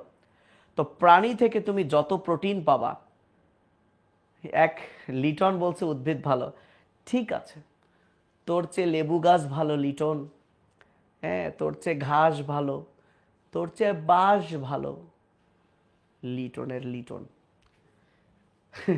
মানুষ সৃষ্টির শ্রেষ্ঠ জীব, ও কয় উদ্ভিদ পড়ছে ভালো। যা শালা, পড়াবই না। লিটন তোকে টি শার্ট পাঠাইতে চাইছে, আর পাঠাবো না। তুই কি উত্তর দিলি? আচ্ছা, তো ফার্স্ট ক্লাস প্রোটিন মানে হচ্ছে ফার্স্ট ক্লাস জিনিস থেকেই পাবো। প্রাণী থেকে যে প্রোটিনগুলো পাবো সেগুলো হচ্ছে প্রথম শ্রেণীর প্রোটিন, প্রথম শ্রেণীর প্রোটিন। ওকে, আচ্ছা, তাহলে প্রথম শ্রেণীর প্রোটিন কোত্থেকে পাওয়া যায়? এই যে মাছ, মাংস, ডিম, দুধ, এগুলো সব আমরা প্রাণী থেকে পাই। তবে মজার বিষয় হলো দুইটা উদ্ভিদের নাম আছে। উদ্ভিদ কিন্তু প্রায় সেকেন্ড ক্লাস প্রোটিন, কিন্তু সামান্য কিছু ব্যতিক্রম আছে, যে সকল উদ্ভিদ ফার্স্ট ক্লাস। তাহলে এই দুইটা ভালো করে মার্ক করো, স্টার মার্ক করো। বাদাম, সয়াবিন, এরা কিন্তু ফার্স্ট ক্লাস। বাদাম, সয়াবিন, আরও আছে, আরও অনেক উদ্ভিদ আছে ফার্স্ট ক্লাস, কিন্তু বইয়ে যেহেতু দুইটা আছে, এই দুইটা পড়ো। বাদাম এবং সয়াবিন এগুলো হচ্ছে ফার্স্ট ক্লাস। আচ্ছা আচ্ছা, এইটা কিন্তু আমরা পড়ি নাই, তাই ভয় পেও না, এটা বাদ দিয়ে যাচ্ছি না, ওই যে এটা বাকি রেখে আসছি, যাবো ওটাতে। ওকে, প্রোটিনের কাজ, এটা তোমার জন্য খুব একটা প্যারা হবে না, কারণ অলরেডি তুমি জানো প্রোটিন একটা খাবার, শক্তি দিবে, জানো। এই যে কোলাজেন, বিভিন্ন গাঠনিক উপাদান একটু আগেই পড়লা। তোমরা কোষঝিল্লির মডেলে প্রোটিন পেয়েছো, কত ইজি ব্যাপার। তোমরা কেলভিন চক্রের রুবিস্কো পড়েছো, এটা একটা এনজাইম, সকল এনজাইম প্রোটিন। তোমরা ইমিউনোগ্লোবুলিন মানে অ্যান্টিবডি, রোগ প্রতিরোধ করে জানো। ইনসুলিন, হরমোন জানো। তোমরা জানো যে ডিএনএ হিস্টোন নামক প্রোটিনকে পেঁচায় থাকে। তুমি যেটা ভালো করে পড়বা আসলে সেটা হলো এইটা, যে কোন প্রোটিন অ্যান্টিবডি হিসেবে কাজ করে, যে ডিফেন্সিভ অ্যান্টিবডি হিসেবে কাজ করে। ওই যে পেপটাইড থেকে, এটাও না, সরি, কোনটা, একটা এস ফ্যাক্টর ছিল না, এটা কি এখানে ছিল না পরে? আচ্ছা, এটা মেবি পরে আছে। এটা আমরা সবাই জানি, ইন্টারফেরন, দেখবা যে 100%। এইটা কোনো না কোনো জায়গায় তুমি পাবা। ইন্টারফেরন ভাইরাস, দেহে যদি ভাইরাস আক্রান্ত হয় স্বতঃস্ফূর্তভাবে তোমার দেহে তৈরি হবে ইন্টারফেরন। আর 1 গ্রাম প্রোটিন জারণ করলে তুমি কত কিলো ক্যালোরি শক্তি পাবা? 4.1। এই দুটো দাগাইও ভালো কইরা। ও হ্যাঁ, এটা এখানে আছে, এই যে দেখো বাবুরা, এই যে এটা, এই দুইটার কথাই খুঁজতেছিলাম রে। তবে ঘুম সৃষ্টিতে কোন প্রোটিন, দেখো এস ফ্যাক্টর, এস মানেই ভাবো স্লিপিং ফ্যাক্টর। এস ফ্যাক্টর মানে আদৌ স্লিপিং ফ্যাক্টর কিনা জানি না, তো এস ফ্যাক্টর মানে স্লিপিং ফ্যাক্টর, স্লিপিং এভাবে ভাবো। তাহলে এটা হচ্ছে ঘুম আনয়ন করে। পরীক্ষা আসতে পারে এস ফ্যাক্টর কি নিয়ে আসে? ঘুম, হাগু, মুতু, কিছু একটা, ঘুম নিয়ে আসে। আরেকটা আছে মস্তিষ্কে, মস্তিষ্কে উৎপন্ন হয় একটা এন্ডরফিন, এই প্রোটিনটা ব্যথানাশক হিসেবে কাজ করে। সো এই দুইটা খুব ভালো করে পড়বা। নামের শেষে ওম মানে সমষ্টি, নামের শেষে ওম মানে সমষ্টি, যেমন জিনের সমষ্টি জিনোম, তাহলে প্রোটিনের সমষ্টি প্রোটিওম। তো জিনোম তো কখনো চেঞ্জ হবে না মিউটেশন ছাড়া, আর প্রোটিওম, প্রোটিনের সমষ্টি প্রোটিওম কিন্তু পরিবর্তনশীল। খাদ্য তালিকায় প্রোটিন, অলরেডি এটা পড়েছে, অত্যাবশ্যকীয়, অনাবশ্যকীয় কি। অগ্রগামী মানে ভালো, তাহলে প্রাণীজ প্রোটিন ভালো, উদ্ভিদ প্রোটিন অনুগামী মানে খারাপ। খুবই ইম্পর্টেন্ট, আদর্শ প্রোটিন পাওয়া যায় ডিম এবং দুধে। তাহলে যদি বলে আদর্শ প্রোটিন কোনটা, তাহলে উত্তর হচ্ছে দুধ, ডিম। তো বলা হয়েছে মাছ মাংস কেন আদর্শ প্রোটিন না। এটা একটু মনোযোগ দাও, আমি সহজ করে দিচ্ছি চার্টটা দেখো। মাছ মাংস কেন আদর্শ প্রোটিন না, কারণ মাছ মাংসে এই যে দেখো এখানে কয়টা অ্যামিনো অ্যাসিড আছে দেখো, 1 2 3 4 5 6 7 8, কয়টা অ্যামিনো অ্যাসিড আছে, 8টা। মনে পড়ে এই 8টা হলো ইসেনশিয়াল অ্যামিনো অ্যাসিড। তাহলে ফার্স্ট ক্লাস প্রোটিন কারা জানো, যে প্রোটিনে সব কয়টা ইসেনশিয়াল অ্যামিনো অ্যাসিড আছে। তো মাছ মাংস কিন্তু ফার্স্ট ক্লাস প্রোটিন, কারণ সেখানে এই 8টা ইসেনশিয়াল অ্যামিনো অ্যাসিডই কিন্তু আছে। অর্থাৎ তুমি যদি মাছ মাংস খাও তুমি কিন্তু 8টা ইসেনশিয়াল অ্যামিনো অ্যাসিডই পেয়ে যাবা, যেটা তোমার দেহে তৈরি হয় না। কিন্তু তারপরেও মাছ মাংসে একটা ঘাটতি আছে। কি ঘাটতি জানো, সেখানে ট্রিপ্টোফ্যান নামক অ্যামিনো অ্যাসিডটা আদর্শ মাত্রার চেয়ে কম। লক্ষ্য করো, ট্রিপ্টোফ্যান, এই যে সেই ট্রিপ্টোফ্যান, সেটার আদর্শ মাত্রা কত, 1.4। এই যে দেখো তার আদর্শ মাত্রা কত, 1.4। বাট তুমি যদি লক্ষ্য করো তোমার এই পুরো ছকে 4টা জায়গা হাসান স্যার মার্ক করে দিয়েছে। এটা স্ক্যান করে সেই 4টা জায়গা ভালো বোঝা যাচ্ছে না, তোমরা মনে হয় তোমার বইয়ে বুঝতে পারছো। এই 4টা জায়গা দেখো একটু মার্ক করে দিয়েছে। এই জন্য এই ছকের কিছু পড়ো না পড়ো এই 4টা জায়গা পড়তে হবে। কেমনে মনে রাখবো আমি সহজ করে দিচ্ছি। ট্রিপ্টোফ্যানের আদর্শ পরিমাণ হচ্ছে 1.4। মাংসে ট্রিপ্টোফ্যানের মাত্রা আদর্শ মাত্রার চেয়ে কম। আর ডাল তো আরো খারাপ, সেখানেও ট্রিপ্টোফ্যানের মাত্রা কম, ডালে আবার মেথিওনিনের মাত্রাও কম। এই সব কিছুই মনে রাখবা এক পলকে এভাবে, যে ট্রিপ্টোফ্যান হলো 1.4। আচ্ছা আমি এটা এখানে লিখে দিই যে ট্রিপ্টোফ্যান হলো 1.4। তাহলে মাছ, মাংস, ডাল এগুলোতে ট্রিপ্টোফ্যানের পরিমাণ কম, এগুলোতে ট্রিপ্টোফ্যানের পরিমাণ কম। তাহলে ট্রিপ্টোফ্যানের আদর্শ মাত্রা 1.4। তাহলে এখানে আদর্শ মাত্রার চেয়ে কম। কত কম, 0.2 করে কমিয়ে নিয়ে আসো, 1.4। তাহলে মাছে আছে 1.2। এবার আরো 0.2 কমাও 1, আরো 0.2 কমাও 0.8, আরো 0.2 কমাও 0.6। এটা কি, এটা হচ্ছে ডালে এটা তো ট্রিপ্টোফ্যান, আর এটা হচ্ছে ডালে মেথিওনিনের পরিমাণ। তাহলে দেখো মনে রাখবা জাস্ট 0.2 করে কমছে। অর্থাৎ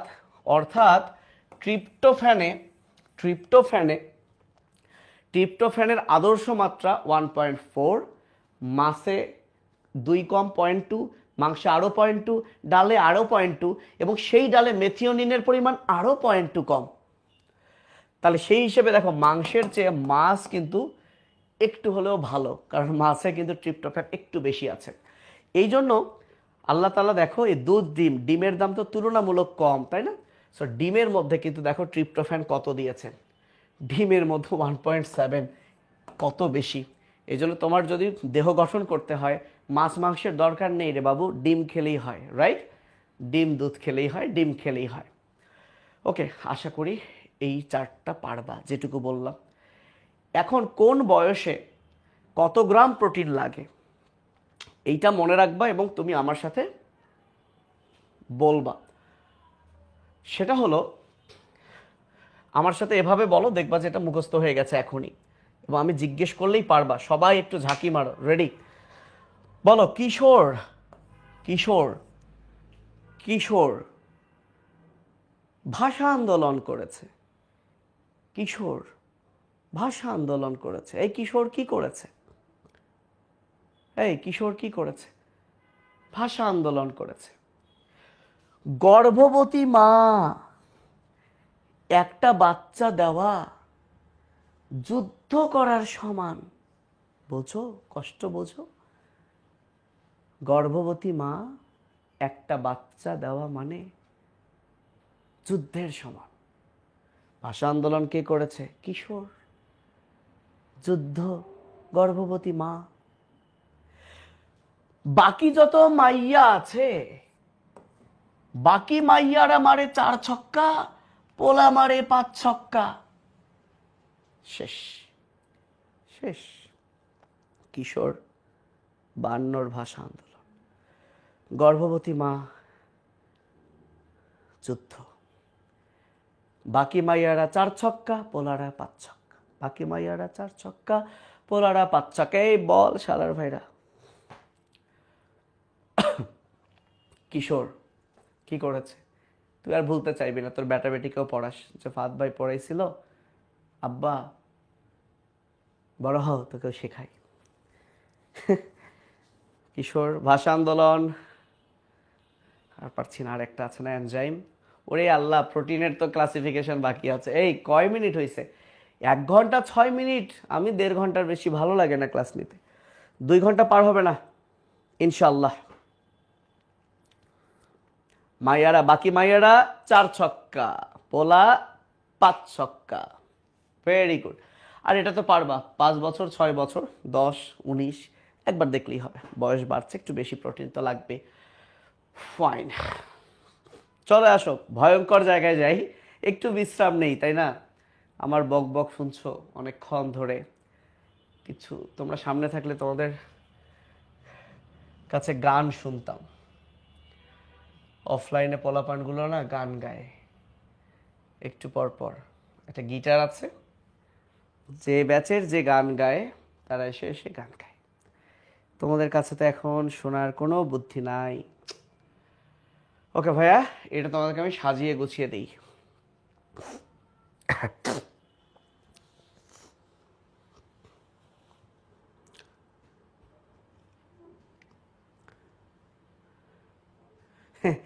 হাদিকা আজকে কম পড়ালে পরের দিন আমার উপর বাস চলে আসবে, লিটন সাহেবের মতো উদ্ভিদ বড় হয়ে যাবে আমার চেয়ে।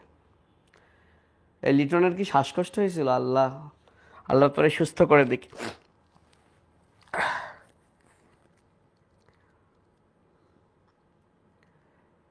ঠিক আছে, চলো ভাইয়া, রেডি। ভৌত রাসায়নিক গুণাবলী, একটু সিরিয়াস এটা, হ্যাঁ।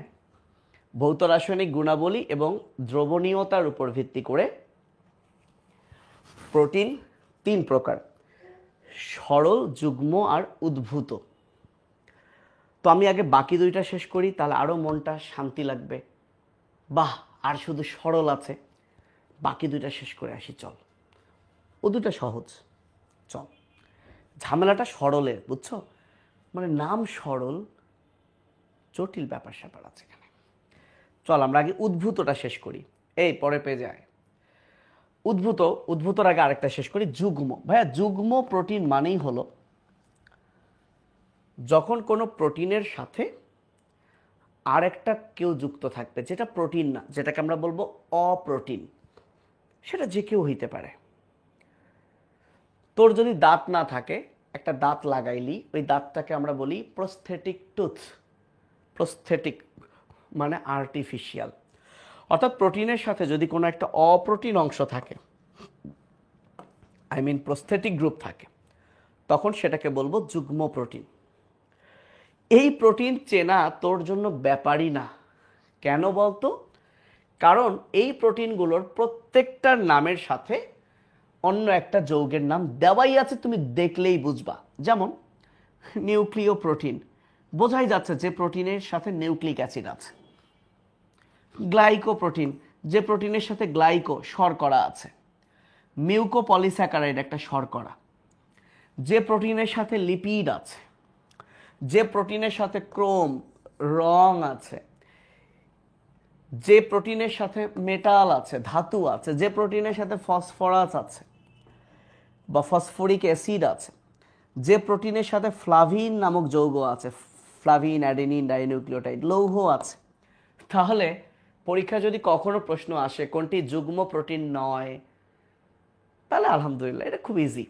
এখন এর ভেতর থেকে পড়বাটা কি? 2 থেকে 3টা কথা।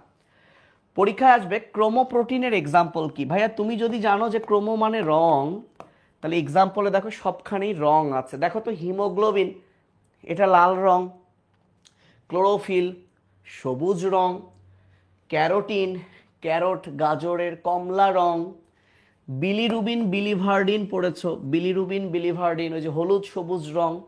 আর এই ফ্লাভিন মানেও কিন্তু হলুদ, ফ্লাভা মানে হলুদ। কারণ তুমি হয়তো বা জানো না, তাহলে এটাকে একটু মার্ক করে রাখো যে ফ্লাভোপ্রোটিনও এক ধরনের ক্রোমোপ্রোটিন। এছাড়া তুমি পড়তে পারো মেটালোপ্রোটিন, মেটাল মানে ধাতু, বিশেষ করে সেলোপ্লাজমিন আর সিডারোফিলিন। এই সিডারোফিলিনে এখানে আয়রন থাকে, সেলোপ্লাজমিনে কপার থাকে। সো যেহেতু দেওয়া নাই, তুমি এই দুইটা একদম মুখস্থ করে ফেলবা, ট্রিপল স্টার দিয়ে দিলাম। আর তুমি নিশ্চয়ই জানো ফসফরাসের মধ্যে শ্বেত ফসফরাস আর লোহিত ফসফরাস আছে। তো যেটা শ্বেত ফসফরাস সাদা, সেটা দুধে থাকে কারণ দুধ সাদা, আর ডিমের সাদা অংশে থাকে। তাহলে দুধ আর ডিম সাদা ফসফরাস, তাহলে ফসফোপ্রোটিন পাওয়া যায় দুধ ডিমে। সো দুধের কেসিন নাম শুনেছ, আর ডিমের যে ঝিল্লি, ডিমের যে কোষ ঝিল্লি, ডিম্বাণুর কোষ ঝিল্লিকে বলে ভাইটেলিন ঝিল্লি। তো সেখান থেকে ডিমের এই প্রোটিনটার নাম হলো ভাইটেলিন। তাহলে তিনটা কথা, ক্রোমোপ্রোটিন, ক্রোম রং দিয়ে জিনিসগুলো, মেটালোপ্রোটিন মুখস্থ করবে, সিডারোফিলিন সেলোপ্লাজমিন, আর এটা মুখস্থ করবে। আর একটা হচ্ছে ফসফোপ্রোটিন, সাদা, দুধ ডিমে পাওয়া যায়। দুধের কোনটা? ক্যাসিনোজেন। আর ডিমের ঝিল্লিটার নাম ভাইটেলিন, ভাইটেলিন। এখন আসো উদ্ভূত প্রোটিন মানে কি। দেখো, উদ্ভূত প্রোটিন মানে যে প্রোটিন দুনিয়ায় ন্যাচারালি থাকে না, তুমি এটাকে বানাইবা, আরেকটা প্রোটিন থেকে বানাবা। সিম্পল, তুমি গরুর মাংস খাচ্ছ, এই মাংসে যে প্রোটিনটা আছে, এই প্রোটিনটা তোমার পেটে গেল, তোমার পেটের পেপসিন এনজাইম এই প্রোটিনকে ভেঙে পেপটোন এবং প্রোটিওজ করলো। বলো তো ভাই, এই পেপটোন আর প্রোটিওজ কি ন্যাচারালি কোথাও ছিল? ছিল না। তোমার শরীরের এনজাইম একটা প্রোটিনকে ভেঙে আর একটা প্রোটিন উৎপন্ন করলো, তারাই উদ্ভূত প্রোটিন। সো উদ্ভূত প্রোটিন মানে যে প্রোটিন আর একটা প্রোটিন থেকে উৎপন্ন হয়, সেটা হোক তাপমাত্রার কারণে, সেটা হোক এনজাইমসের কারণে, এটসেট্রা। তাহলে তুমি পরিপাক চ্যাপ্টারে পড়েছো যে প্রোটিনকে ভাঙলে প্রথমে কি হয়? Peptone, proteose. তাহলে এই দুইটা উদ্ভূত প্রোটিন। তাকে আবার ভাঙলে কি হয়?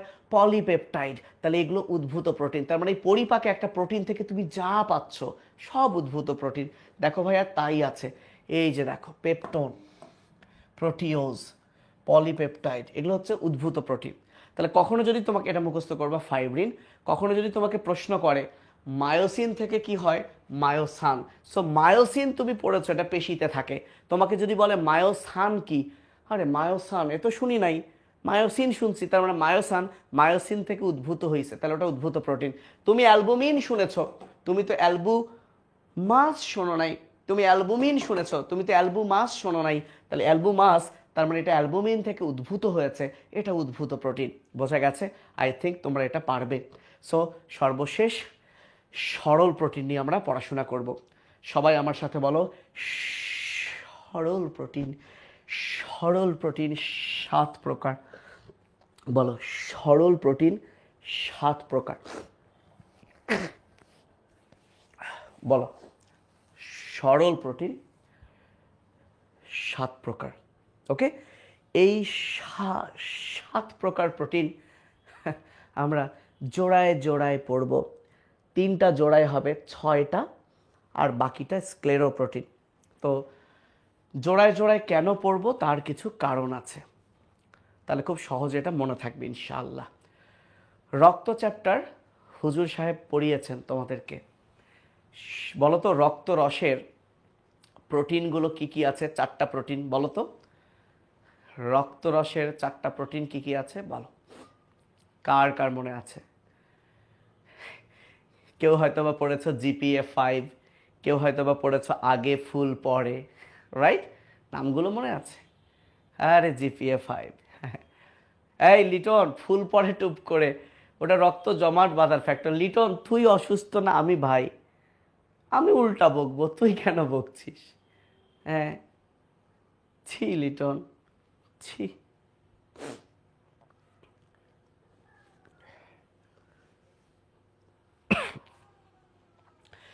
Very good. লক্ষ্য করো তো ভাইয়া, ভেরি গুড, অনেকই ভালো করেছো। লক্ষ্য করো তো ভাইয়া, সরল প্রোটিন যে 7 ধরনের, তাদের প্রথম 2টা অ্যালবুমিন গ্লোবিউলিন না? হ্যাঁ, আগে অ্যালবুমিন দেন গ্লোবুলিন, অ্যালবুমিন গ্লোবুলিন, ঠিক কি না? তাহলে আমরা তো অলরেডি জানি,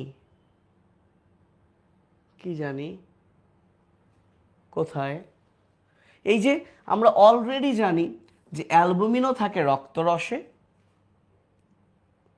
গ্লোবুলিনে থাকে রক্তরসে। এই দুইটা আমরা জানি কি না? জানি। এবার আমার সাথে বলো, এই দুইটা ডিমেও থাকে। এখন ডিমের আগে কি বোঝো? ডিমের আগে কি সাদা অংশ, পরে কি কুসুম, অথবা এভাবে মনে রাখতে পারো, তাহলে আগে সাদা পরে কুসুম, তাহলে আগে অ্যালবুমিন পরে গ্লোবিউলিন। অথবা তুমি এভাবে মনে রাখতে পারো, অ্যালবা এই শব্দটার অর্থই কিন্তু সাদা, জানো? অ্যালবা মানেই সাদা। আবার কুসুমটা গোল গোল, গোল, গ্লোবিউলিন গোল, অনেকভাবে মনে রাখতে পারো। তার মানে অ্যালবিউমিন, অ্যালবা মানেই সাদা, তাহলে এখানে ডিমের সাদা অংশ থাকে, বাট বাট ডিমের কুসুম থাকে কোথায়? এখানে। এবার বলো তো, দুধ ডিমের সাদা অংশের মতো না কুসুমের মতো? সাদা অংশের মতো। তাহলে দুধ কই থাকবে? দুধ কই থাকবে? এই যে দুধ কই থাকবে? অ্যালবুমিনে থাকবে। ক্লিয়ার? ওকে, ক্লিয়ার। এইবার তোমাদেরকে একটা ছোট্ট কথা বলি। আমি যদি ডিমে তাপ দেই, হ্যাঁ, তাহলে সাদা অংশ জমাট বাঁধবে না কুসুম জমাট বাঁধবে? বলো তো। ডিমের তাপ দিলে কে জমাট বাঁধবে? রায়হান রাফি বলেছে কুসুম জমাট বাঁধবে, অর্পিতা বলেছে সাদা জমাট বাঁধবে। ও মাই গড, একটা ডিম ফাটালাম, তাপ দিলাম, সাদা অংশ জমাট বাঁধবে, মাঝের কুসুম ড্যান্স মারবে। শালার ভাই, দিব একটা বাড়ি। কুসুম জীবনে জমে নাই রে, সবসময় ড্যান্স আলা কুসুম খাইছস? আর একটু আগে আর পরে জমবে তো দুটোই। কি ভাই, ধ্যাত, আমি তো সুস্থ হয়ে গেলাম এদের ক্লাস নিয়ে। বলে রাখি, সরল যে 7টা প্রোটিন আছে না, এদের মধ্যে সবাই, এদের মধ্যে শুধুমাত্র 2জন তাপে জমাট বাঁধে, যে 2জন ডিমে থাকে। তাহলে বল, তাপে জমাট বাঁধে কারা? ডিমে যারা থাকে। কই, তাপে জমাট বাঁধে কারা? ডিমে যারা থাকে। বাকি সব তাপে জমাট বাঁধে না, বাকি কেউ তাপে জমাট বাঁধে না। সো তাপে জমাট বাঁধে মাত্র 2জন, ডিমে যারা থাকে প্রথম 2জন, প্রথম 2জন, প্রথম 2জন, শেষ। এখন তুমি আরেক জায়গায় ছোট্ট বাঁশ খাবে, সেই বাঁশটা ছোট্ট হলেও বড় বাঁশ। সেটা হলো, দেখো, এটা মুছে দেই সব, দেখো, শিমে আছে লিগুমেলিন, এটা অ্যালবুমিন। আবার শিম আর মটর কিন্তু কাছাকাছি, এই মটরে আবার আছে লেগুলিন। আহা, দুটাতেই গু আছে, সেটা ম্যাটার না। ম্যাটার হচ্ছে, ম্যাটার হচ্ছে কোনটা কই থাকে। পরীক্ষায় তুমি বাঁশ খাবা, কিন্তু আমি তোমাদের বাঁশটাকে একটু বের করে নিয়ে আসতেছি। যখনই তুমি দেখবা ম আছে, এই মটাই তো পার্থক্য, একটা লেগুলিন আর একটা লেগুমেলিন। এই যে ম আছে সেটা মনে রাখবা, যেখানে ম আছে সেটা, এই যে ম, এটা ম নাই। এটা কিন্তু একটা ছোট্ট বাঁশ। আশা করি এই বাঁশটা আর যাবে না আর কি তোমার কাছে, এটা বাইরেই থাকবে। তাহলে লেগুমেলিন যেটা, এই যে ম, এটা অপশন দেখলেই মনে পড়বে, ময়ে থাকবে। এছাড়া মাংসপেশিতে দুটোই থাকে, সেটা নিয়ে ঝামেলা নাই। চীনা বাদামের প্রোটিনের নাম কি? চীনা, আচ্ছা, চীন চীন চীন, বুক চিন চিন করছে, হায়। আলুর বৈজ্ঞানিক নাম কি শালারা বলো? সোলানাম টিউবারোসাম। এমনি পারবো, এগুলো পারবো, বাকিগুলোতে থাকে গ্লোবিউলিন, পারবো। এবার আসো গ্লুটেলিন। তা দেখো, প্রথম দুইটার মধ্যে কিন্তু মিল আছে। আচ্ছা, এবার একটা ছোট্ট কথা বলি। আমি একটা ডিমকে ফাটালাম, ফাটায় পানিতে ছেড়ে দিলাম, কোনটা পানিতে দ্রবীভূত হবে? সাদাটা না কুসুমটা? এবার ঝামেলা করিস না কিন্তু, সাদাটা না কুসুমটা? এক্স্যাক্টলি সাদাটা। আরে তৌহিদ, কুসুম বলেছিস বাবুরে। তৌহিদ, তুই মোটা না সরু? সরি, মানে দেখবা যে ডায়েট করার সময় ডিমের কুসুম খেতে নিষেধ করে। তুই আজকে ডিম ফাটা, এই ক্লাসে বসে তুই ডিম ফাটা। কোথায় আসোস? বাসায়? আমার আন্টি ওর একটা ডিম দেন। তুই ফাটায় এখন পানির গ্লাসে ঢাল দেখি কুসুম কেমনে পানিতে মেশে। তুই কুসুম কি ডিমের কুসুম, তুই কি ভাবছস রে ভাই? বাস, তুই ফাটা। তৌহিদ মোটু বলছে তুই ফাটা। তুই এই কুসুম খেয়ে খেয়ে তোর অবস্থা খারাপ হয়েছে, কি বলবো। এই শোনো, ডিমের সাদা অংশ পানিতে দ্রবীভূত হয়, তাহলে সাদা অংশ অ্যালবুমিনে থাকে, তাহলে মনে রাখবা এটাই পানিতে দ্রবীভূত। আল্লাহ এই লাইন দাগায় নাই কেন? আস্তাগফিরুল্লাহ, সর্বনাশ করেছে। এইটা 100%। কি বলে? পানিতে দ্রবীভূত হয় কি? অ্যালবুমিন, কিন্তু গ্লোবুলিন তো এটা প্রায় অদ্রবণীয়, ঠিক আছে? তাহলে এই 7টা প্রোটিনের মধ্যে পানিতে দ্রবীভূত হয় 3টা। আসতেছি, আসতে দাও। এই যে দেখো তো, তুমি পড়েছো না ডিএনএ কাকে পেঁচিয়ে থাকে? ডিএনএ কাকে পেঁচিয়ে থাকে? হিস্টোনকে। Very good. সো ডিএনএ হিস্টোনকে পেঁচিয়ে থাকে। তাহলে হিস্টোনকে পেঁচিয়ে থাকে কে? ডিএনএ। এখন তুমি চিন্তা করো তো, ডিএনএ কি? অ্যাসিড। তো অ্যাসিড যাকে পেঁচাবে, অ্যাসিড কাকে ভালোবাসবে? অ্যাসিডকে। অ্যাসিড, অ্যাসিড যাবে না তো, সে ক্ষারকে পেঁচাবে, ক্ষারকে। তাহলে এই যে হিস্টোন, এই যে প্রোটামিন, এটা একটা জোড়া। আমি বলেছি জোড়ায় জোড়ায় পড়বা। এই দুইটা জোড়ার মিল কি? হ্যাঁ হাদিকা, তোরেই পেঁচাবে ডিএনএ। হিস্টোন এবং প্রোটামিন, এই দুইটা হলো ভাইয়া ক্ষারীয় প্রোটিন। ডিএনএ অ্যাসিড তাকে পেঁচায়। আমি বলেছিলাম অ্যাসিড, অ্যাসিড পানিতে দ্রবণীয়। যেহেতু অ্যাসিড একে ভালোবাসে, অ্যাসিড এদেরকে নিয়েই ডুববে পানিতে। এই দুইজনও পানিতে দ্রবীভূত। সব 7টা প্রোটিনের মধ্যে পানিতে দ্রবীভূত হয় 3টা। একটা হচ্ছে অ্যালবুমিন, তৌহিদের জন্য কুসুম। আচ্ছা, একটা হচ্ছে অ্যালবুমিন, হিস্টোন, প্রোটামিন। মাথায় গেঁথে রাখ, প্রথম দুইটা তাপে জমাট বাঁধে, আর কেউ বাঁধে না। অ্যালবুমিন আর ডিএনএ যাকে ভালোবাসে, হিস্টোন, প্রোটামিন, সেই 3টা হলো পানিতে দ্রবীভূত হয়, আর কেউ দ্রবীভূত হয় না। এবং দেখ, মনে রাখা সহজ, সেটা হলো হিস্টোন, হিস্টোনকে ভালোবাসে যেহেতু ডিএনএ, তাহলে হিস্টোন থাকবে কোথায়? ডিএনএ যেখানে থাকে, দেখো নিউক্লিয়াসে থাকবে, এবং ডিএনএ এর সাথে থাকবে, এই যে দেখো নিউক্লিক অ্যাসিডের সাথে বেশি থাকবে। যেহেতু অ্যাসিড ওকে ভালোবাসে, সে ক্ষার, তার মধ্যে ক্ষারীয় অ্যামিনো অ্যাসিড বেশি আছে, তার মধ্যে ক্ষারীয় অ্যামিনো অ্যাসিড বেশি আছে। একটু আগেই পড়েছি খালা আর জিনা, এরাই হচ্ছে ক্ষারীয় অ্যামিনো অ্যাসিড। তো প্রোটামিন থেকে যেটা ভেরি ভেরি ইম্পর্টেন্ট, এই প্রোটামিন হলো সবচেয়ে ক্ষুদ্র প্রোটিন, ভিভিআই। প্রোটামিন হচ্ছে সবচেয়ে ক্ষুদ্র প্রোটিন, সবচেয়ে ক্ষুদ্র প্রোটিন। মানুষের সবচেয়ে ক্ষুদ্র কোষ কোনটি? কোথাও অনুচক্রিকা, কোথাও শুক্রাণু। তাহলে যেহেতু জিনিস ছোট, থাকবেও ছোট জিনিসে, হ্যাঁ, বড় জিনিসে থাকার সম্ভাবনা খুবই কম। তাহলে দেখো সব শুক্রাণুতেই, শুক্রাণুতেই থাকবে এটা। তো এই হচ্ছে ভাইয়া আমাদের পড়া। এখন আর দুইটা আছে, এই দুইটা মিল করে পড়বো। এই দুইটা থাকে শস্যে, বিভিন্ন শস্য দানায় থাকে। তাহলে আমরা 6টা জোড়া পড়বো, 3টা জোড়া। অ্যালবুমিন, গ্লোবুলিন হইছে, হিস্টোন, প্রোটামিন, এদের মধ্যে দেখো কত মিল। দুজনই নিউক্লিয়াসে থাকে, অ্যাসিডের সাথে থাকে, দুজনই ক্ষারীয়। মিল আছে না? এরা দুজনই ডিমে থাকে, দুজনই রক্তরসে থাকে, কত মিল না? এবার দেখো এদেরও মিল। গ্লুটেলিন আর প্রোলামিন, বারবার বলো, আগে গ্লু তারপর পোলা, গ্লু পোলা, গ্লু পোলা, গুলগুলু গুলগুলু পোলা। বলো গ্লু পোলা, গ্লু পোলা। তাহলে বলো তো আমাদের প্রধান খাবার কি? প্রধান খাবার ধান বা চাল। প্রধান খাবার চাল, তাহলে আগে গ্লু তারপর পোলা। তাহলে বলো ধান, গম, বার্লি, ভুট্টা, গম, ধান, গম, বার্লি, ভুট্টা, গম, ধান, গম, বার্লি, ভুট্টা, গম, ধান, গম, বার্লি, ভুট্টা, গম। অর্থাৎ ধান, গম, আর এর এক্সাম্পল হচ্ছে বার্লি,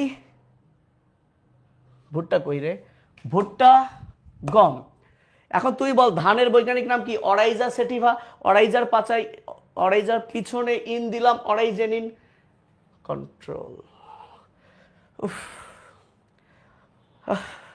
সরি। ভুট্টার বৈজ্ঞানিক নাম কি? জি মেইস। জি এর শেষে ইন, জেইন। আরে অফলাইন ক্লাস ভেবেছিলাম, সরি। বার্লির বৈজ্ঞানিক নাম কি? 7ম অধ্যায়ে পড়েছিলাম, হর্ডি ভালগারিয়াম। তাহলে বার্লির প্রোটিনের নাম কি? হর্ডিন। হ্যাঁ, তাহলে তুই যদি জানিস ধান, গম, বার্লি, ভুট্টা, গম, ধান, গম, বার্লি, ভুট্টা, গম, তাহলে ধানের বৈজ্ঞানিক নাম অরাইজা, অরাইজেনিন। বার্লির বৈজ্ঞানিক নাম হর্ডি, হর্ডিন। ভুট্টা জিএমএইচ, জেইন। তাহলে গম 2 জায়গায়, তো গম যদি 2 জায়গায় হয়, গমের মধ্যে যদি গ্লু থাকে তাহলে সেটা তো গ্লুই হবে। তাহলে বাকি গ্লু না থেকে যদি থাকে গ্লি, সেটা হচ্ছে বাকিটা। Thank you so much. শেষ, আলহামদুলিল্লাহ। আমি একবার রিভাইজ করি, আমার সাথে রিভাইজ কর, আমার একটু রিভাইজ কর। রেডি? অ্যালবুমিন, গ্লোবুলিন রক্তরসে থাকে, ডিমে থাকে, ডিমের সাদা অংশ কুসুম, সাদা অংশ কুসুম, সাদা অংশে থাকে পানিতে দ্রবণীয়, এটা অদ্রবণীয়। ডিম জমাট বাঁধে দুটাই, তাহলে এরা দুজনই তাপে জমাট বাঁধে। এছাড়া লিগুমেলিন এটা অ্যালবুমিন। এবারে হিস্টোন প্রোটামিন, দুটোই নিউক্লিয়াসে নিউক্লিক অ্যাসিডের সাথে থাকে, দুটোই ক্ষারীয়। এর মধ্যে প্রোটামিন সবচেয়ে ক্ষুদ্র, এটা মেডিকেল আসছিল, থাকেও ক্ষুদ্র জায়গায়, শুক্রাণু। একটু ফাস্ট বলছি যেহেতু রিভিশন। আর গুল্লুপোলা, ধান গম বার্লি ভুট্টা গম, ধান গম বার্লি ভুট্টা গম। ধানের হরাইজে নিন, শুধু গমের ঝামেলা, গমের মধ্যে গ্লু থাকলে গ্লু, গ্লি থাকলে নিচেরটা শেষ। বাংলাদেশ।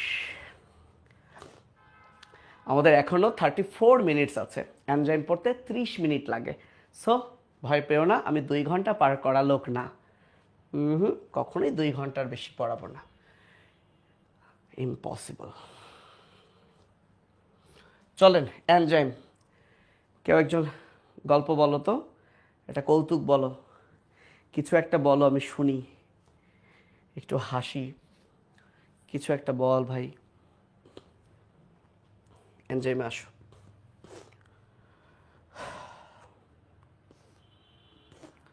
এনজাইম।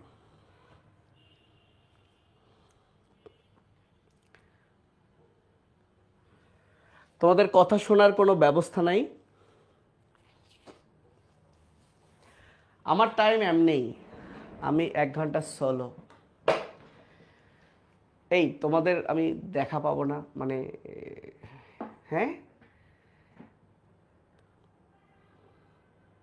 সম্ভব? সম্ভব না? ও এখন তো নতুন টিচার আসবে, পোশাক চেঞ্জ। এটা কিভাবে করে? ওই যে এটা কি জুমে ক্লাস নিলে হয় না? তোমাদের দেখা যাচ্ছে।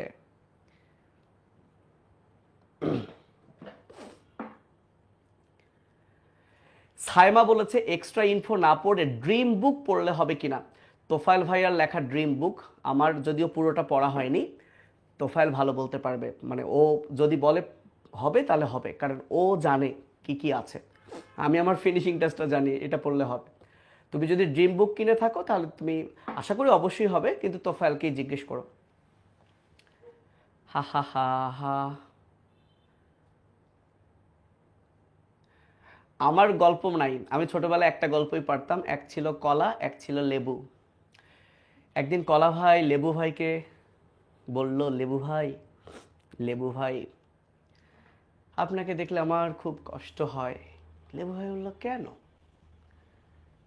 ভাই বোনা যে কলা ভাই বলছে এমনি, এমনি বলে নাই, কলা ভাই বলছে আপনাকে মানুষ চিপে চিপে খায়, যে চিপে চিপে রস বের করে খায়। এবার লেবু ভাই বলল, কলা ভাই আপনাকে দেখলে আমার হাসি পায়। কলা ভাই বলল কেন? লেবু ভাই বলল আপনাকে মানুষ ন্যাংটা করে খায়, ল্যাংটা করে খায়। হে কৌতুক শেষ। এই জানো এই গল্পটা?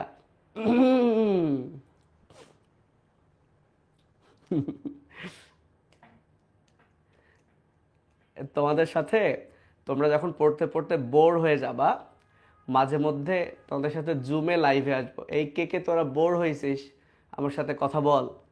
আমিও বোর, তোরাই বোর, বোর মডেল পড়বো চল। হ্যাঁ, আরিয়ান বলছে ভাই এটা আবার বলেন। এইটা আসবে মেডিকেল পরীক্ষায়, আবার বলবো না, তুই মুখস্থ কর।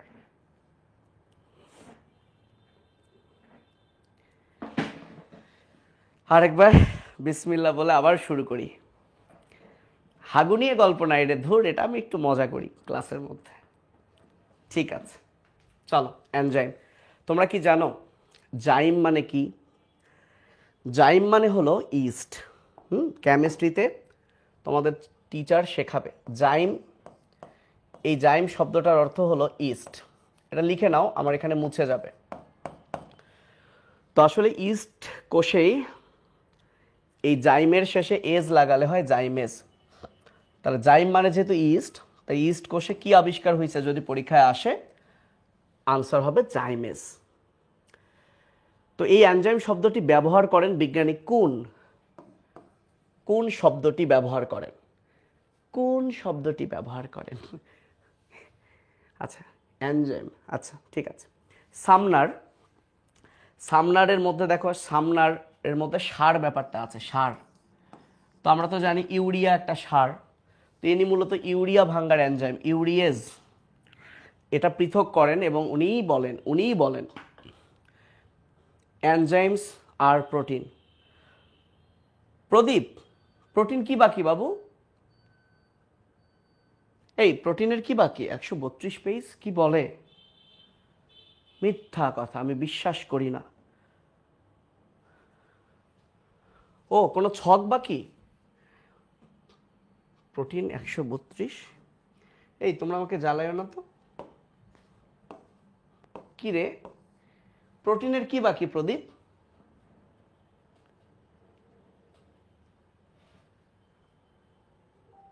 লাস্টেরটা?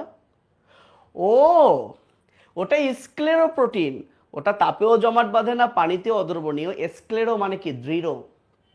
ওই যে গাঠনিক প্রোটিনগুলো পড়ছো না, ওটাই স্ক্লেরোপ্রোটিন। ওই যে কঙ্কাল বলা হয়, ওই যে কেরাটিন, কোলাজেন যা পড়ছো, গাঠনিক প্রোটিন স্ক্লেরোপ্রোটিন, গাঠনিক প্রোটিন স্ক্লেরোপ্রোটিন। শেষ শেষ শেষ শেষ। আচ্ছা বুঝছি। ঠিক আছে, হ্যাঁ, থ্যাংক ইউ প্রদীপ। তুমি প্রদীপের আলোর মতো জল করো, আমাদেরকে এভাবে দেখাও, পথ দেখাও। ভাইয়া চলো আর গল্প না করি। তাহলে এনজাইম হয়ে গেল।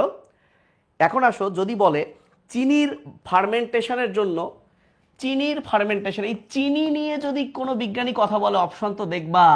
চিনি, দেখো বুসনার, চিনি দেখলেই হবে না ভাইয়া, চিনি বুসনার হয়ে যাবে। সো এনজাইম হচ্ছে জৈব অনুঘটক, জানি এগুলো আমরা, মানে জানি এনজাইম তো বিক্রিয়ার কন্ট্রোল করে অনুঘটকের মতো, আর জৈব যৌগ। তাহলে দেখো দুনিয়ার সকল এনজাইম হচ্ছে প্রোটিন, আর প্রোটিন হচ্ছে কলয়েড, তাহলে এনজাইমও কলয়েড।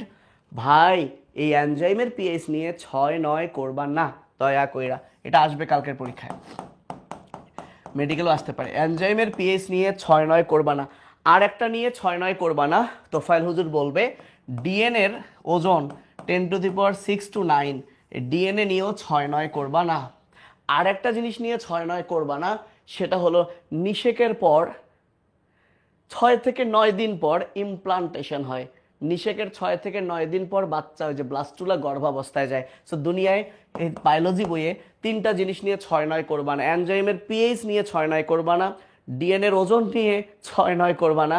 আর তুমি হইতে যাচ্ছ, আমরা হইছিলাম নিষেকের 6 থেকে 9 দিন পর জরায়ুতে আমরা গেঁথেছিলাম ইমপ্লান্টেশন 6 থেকে 9 দিন পর। এই ব্যাপারগুলো হচ্ছে কোরিলেশন করে পড়া। ওকে, যেখানে ছিলাম, এনজাইম কত তাপমাত্রায় ভালো কাজ করে? এনজাইম একটা প্রোটিন, আমার দেহের সব কিছুই প্রোটিন। প্রোটিন কত তাপমাত্রায় ভালো কাজ করে বলো? প্রোটিন কত তাপমাত্রায় ভালো কাজ করে? আমার বডি টেম্পারেচার 37, সো প্রোটিন সবচেয়ে ভালো কাজ করে 37°C তাপমাত্রায়। সো এই যে 35 থেকে 40-এর একটা গড় মানই হচ্ছে 37। আশা করি এটাও ভুলবা না। এছাড়া এটা একটা জৈব অনুঘটক, অল্প মাত্রায় থেকেই বিক্রিয়ার হার ত্বরান্বিত করে, সাম্যাবস্থার কোনো চেঞ্জ করে না। এনজাইমের কার্যকারিতা সুনির্দিষ্ট। কেন জানো? কারণ একটা এনজাইম, যেমন সুক্রেজ, তুমি বলো তো সুক্রেজ, সে সুক্রোজ ছাড়া আর কারো উপর কাজ করবে? ইম্পসিবল, আর কারো উপর কাজ করবে না। তাহলে এনজাইমের কার্যকারিতা সুনির্দিষ্ট। এনজাইম কখনো এই কলম থেকে তৈরি হবে না, এনজাইম অলওয়েজ জীবিত কোষ থেকে তৈরি হবে।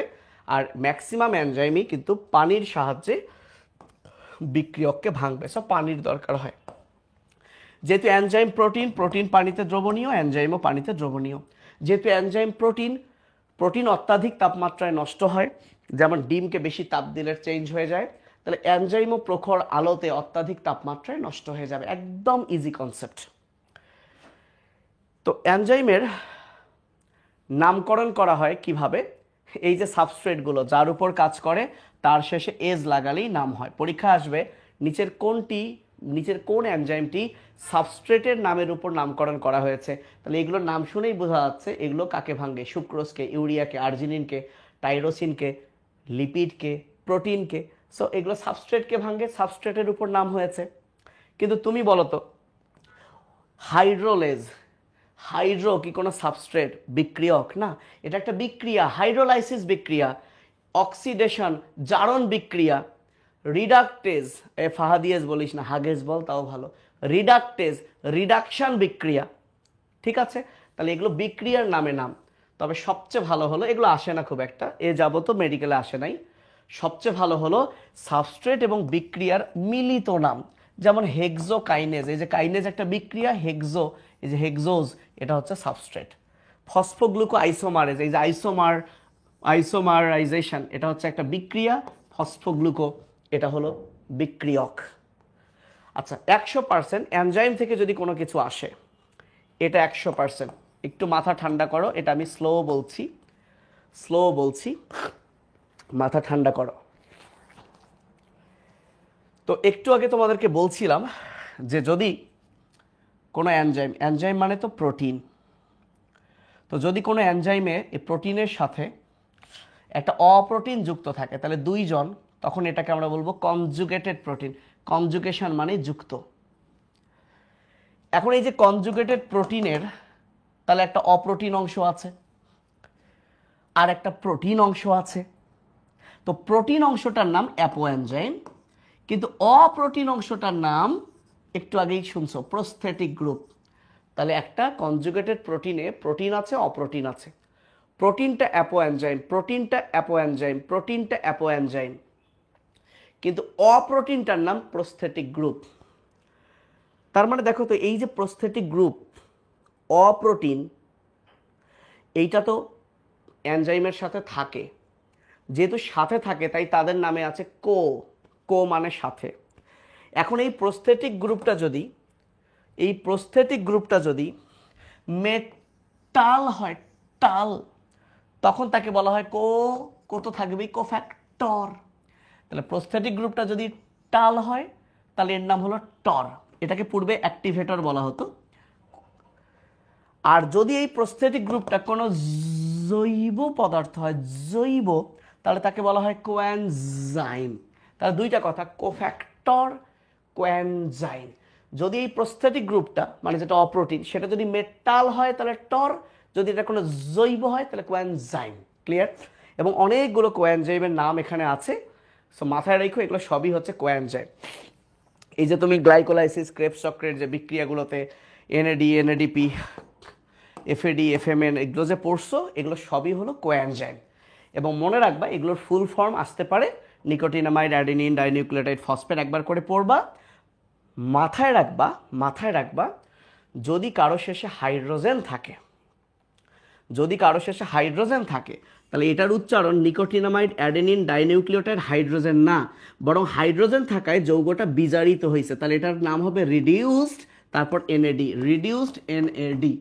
সো এটা মাথায় রাখো যে হাইড্রোজেন থাকায় শুরুতে কি হবে, রিডিউসড। হাইড্রোজেন থাকলে শুরুতে কি হবে, রিডিউসড। এবং একটা কথা মনে রাখি, যদি বলে এইগুলোর মধ্যে কোনটা ভিটামিন বি টু মনোফসফেট, তাহলে যার নামে এম আছে সেটাই হলো মনোফসফেট। তাহলে কোনটি ভিটামিন বি টু মনোফসফেট, তাহলে এম আছে সেটাই হলো মনোফসফেট। এম থাকলে মনোফসফেট। এনজাইমের কাজের কৌশল, এটা রিটেনের জন্য ইম্পর্টেন্ট ছিল, তোমার জন্য ইম্পর্টেন্ট না, তুমি শুধু বিজ্ঞানীর নামটা পড়বা। এনজাইমের কাজের কৌশল, বিজ্ঞানী ফিশার উনি একটা তালাচাবি মতবাদ দেন, তালাচাবি এই কথাটাই মনে রাখো। এবং উনি একটা অ্যাক্টিভ সাইট বলে একটা সাইট, আমি এটার বোঝাচ্ছি না, জাস্ট এই দুইটা কথা মনে রাখো। এই পুরো প্রসেসটা বুঝতে সময় লাগবে, কিন্তু এখান থেকে প্রশ্ন হবে না। এবার আসো এনজাইমের শ্রেণী বিভাগ। তো খ নাম্বারটা ইম্পর্টেন্ট, ওটা তো জাস্ট সরল এনজাইম, যুগ্ম এনজাইম পড়লা। কি ধরনের বিক্রিয়াকে প্রভাবিত করে তার উপর এনজাইম মোট 9 প্রকার আছে। এই সিরিয়ালটা মনে রাখবা, ওথলিল, এটা লিখে রাখো, বইয়ে কিন্তু দাগটা থাকছে না, আমি অটোমেটিক্যালি মুছে যাবে, আমিও মুছতেছি বাট এমনি অটোমেটিক্যালিও মুছে যাবে। তুমি এই সিরিয়ালটা মনে রাখবা, ওথলিল, OTHLIL, এই যে এরকম এইখানে লিখতে পারো, OTHLIL, ওথলিল ক্যাপ, অশ্লীল ক্যাপ না, ওথলিল ক্যাপ।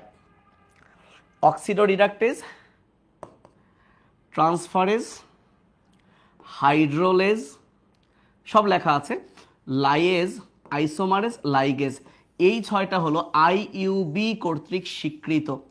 তাহলে পাশে লেখো ওথলিল, আমি একবার দেখাই ওথলিলতে কি হয়। এই যে ও অক্সিডোরিডাকটেজ, টি ট্রান্সফারেজ, এইচ হাইড্রোলেজ, লিল এলতে লাইয়েজ, আইতে আইসোমারেজ, আর একটা এলতে লাইগেজ। এই যে ওথলিল, এই যে 6টা এনজাইম দেখো নিচে লেখা আছে, আইইউবি অনুসারে, ইন্টারন্যাশনাল ইউনিয়ন অফ বায়োকেমিস্ট্রি, এইটা অনুসারে এনজাইম প্রথম 6 প্রকার। পরীক্ষা আসতে পারে আইইউবি অনুযায়ী, আইইউবি অনুযায়ী এনজাইম কয় প্রকার, তাহলে বা কোনটি হয় বা কোনটি নয়, তাহলে ওথলিল বাদে বাকি 3টা দিবে। এই বাকি 3টা হলো ক্যাপ। ক্যাপতে কি হয়, ক্যাপতে হয় এই যে এবার থাকবে কার্বক্সিলেজ, এপিমারেজ, ফসফোরাইলেজ, ক্যাপ। ওকে, তাহলে এই 3টা দিতে পারে। এখন এই কার্বক্সিলেজের এক্সাম্পল কি? তো তোমার যদি এই বিক্রিয়া দিয়ে বলে কোন এনজাইম, দেখো বিক্রিয়ায় কার্বন ডাই অক্সাইড আছে, তুমি দেখেই বুঝবে এটা কার্বক্সিলেজ। এইটা দেখো ফসফোরাইলেজ। তুমি যদি গ্লাইকোলাইসিস পড়ে থাকো তাহলে তোমার নিশ্চয়ই মনে আছে যে গ্লুকোজের সাথে এটিপির একটা ফসফেট যোগ হয়েছে, তাহলে ফসফোরাইলেজ ফসফেট যোগ বা বিয়োগ করে। এবং এইখানে তোমার এনজাইমটা লেগেছিল গ্লাইকোলাইসিসের প্রথম এনজাইম হেক্সোকাইনেজ, তাহলে এই কাইনেজ যেহেতু এটিপির ফসফেট গ্লুকোজকে দিয়ে দেয়, তাই এটা একটা ফসফোরাইলেজ। এটা কিন্তু তুমি পারো। এইবার আসো লাইগেজ এনজাইম মনে রাখবা কিভাবে। দেখো লাইগেজ সে তো লাগিয়ে দিবে। দেখো গ্লুটামিক অ্যাসিড আর অ্যামিন, গ্লুটামিক অ্যাসিড আর অ্যামোনিয়া, এই দুইটাকে লাগিয়ে সে গ্লুটামিন করেছে। দেখো এর নামের মধ্যেই আছে গ্লুটামিক অ্যাসিড, অ্যামিন, তাহলে এই দুইটাকে লাগিয়ে দিয়েছে, তাই এটা হচ্ছে লাইগেজ। বলো, তাই এটা কি লাইগেজ।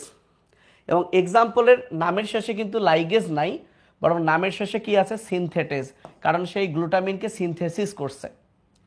আবার দেখো অ্যাসিটাইল কোয়ে সিনথেটেজ, দেখো সে অ্যাসিটিক অ্যাসিড আর কোএনজাইমে এই দুইটাকে যুক্ত করে লাগিয়ে দিয়ে তৈরি করছে, তাহলে এটা হচ্ছে লাইগেজের এক্সাম্পল। আমরা সবাই জানি গ্লুকোজ আর ফ্রুক্টোজ পরস্পরের আইসোমার, তাহলে গ্লুকোজ থেকে যখন দেখবা ফ্রুক্টোজ হয়েছে তাহলে আইসোমারেজ। পাশাপাশি এইটা মুখস্থ করবা, এই শুধুমাত্র লাইয়েজটা মুখস্থ করবা, এই লাইয়েজের এক্সাম্পলটা মুখস্থ করবা। বাকিগুলো দেখো খুব সহজ। যখনই তুমি দেখবা পানির সাহায্যে কাউকে ভাঙছে তাহলে সেটা হাইড্রোলেজ, বিকজ হাইড্রো মানে কি পানি, হাইড্রো মানে কি পানি। এবার দেখো অক্সিডো রিডাকটেজ, যখনই দেখবা কোনো বিক্রিয়ায় হাইড্রোজেন বের হয়ে গেছে, ফলে এনজাইমটার নাম হবে ডিহাইড্রোজিনেস, কারণ সে ডিলিট করেছে হাইড্রোজেনকে, এনজাইমের শেষে এজ বসে।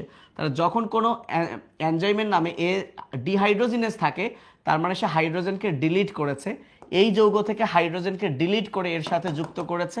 সো হাইড্রোজেন থেকে বের হওয়া মানে জারণ, আর কোথাও জারণ হলে আবার বিজারণও হবে, তাহলে এটা হলো জারণ বিজারণ বিক্রিয়া বা অক্সিডো রিডাকটেজ, অক্সিডো রিডাকটেজ। তাহলে তোমাদের শুধু বাকি থাকলো ট্রান্সফারেজ আর লাইয়েজ। ট্রান্সফারেজ আর লাইয়েজ, ট্রান্সফারেজ মানে সে ট্রান্সফার করে, ধরো গ্লুটামিক অ্যাসিড থেকে একটা পদার্থ অক্সালো অ্যাসিটিক অ্যাসিডকে দিয়ে দিল, ফলে গ্লুটামিক অ্যাসিড চেঞ্জ হয়ে গেল আলফা কিটো গ্লুটামিক অ্যাসিড, এটা গ্লুটারিক হবে, যাই হোক এটা দেয় না কখনো। আর অক্সালো অ্যাসিটিক অ্যাসিড সেই জিনিসটা নিয়ে হয়ে গেল অ্যাসপার্টিক অ্যাসিড, মানে একটা যৌগের কোনো অংশকে ট্রান্সফার করে আরেকটাতে দেয়। তো এইরকম যদি এরকম 4টা বড় বড় কিছু থাকে তুমি ধরে নিবা এটাই হলো ট্রান্সফারেজ। তো আশা করছি এই এনজাইমগুলো তুমি বাস ভালো করে পড়ো। ওথলিল ক্যাপ, ওথলিল ক্যাপ, ওথলিল হচ্ছে আইইউবি, ওথলিল হচ্ছে আইইউবি। শেষের দিকে প্রভাবক আর ব্যবহার পড়লেই শেষ। আচ্ছা, তো এনজাইমের অলরেডি আমরা তাপমাত্রা আর পিএইচ পড়ে ফেলছি। কি হয়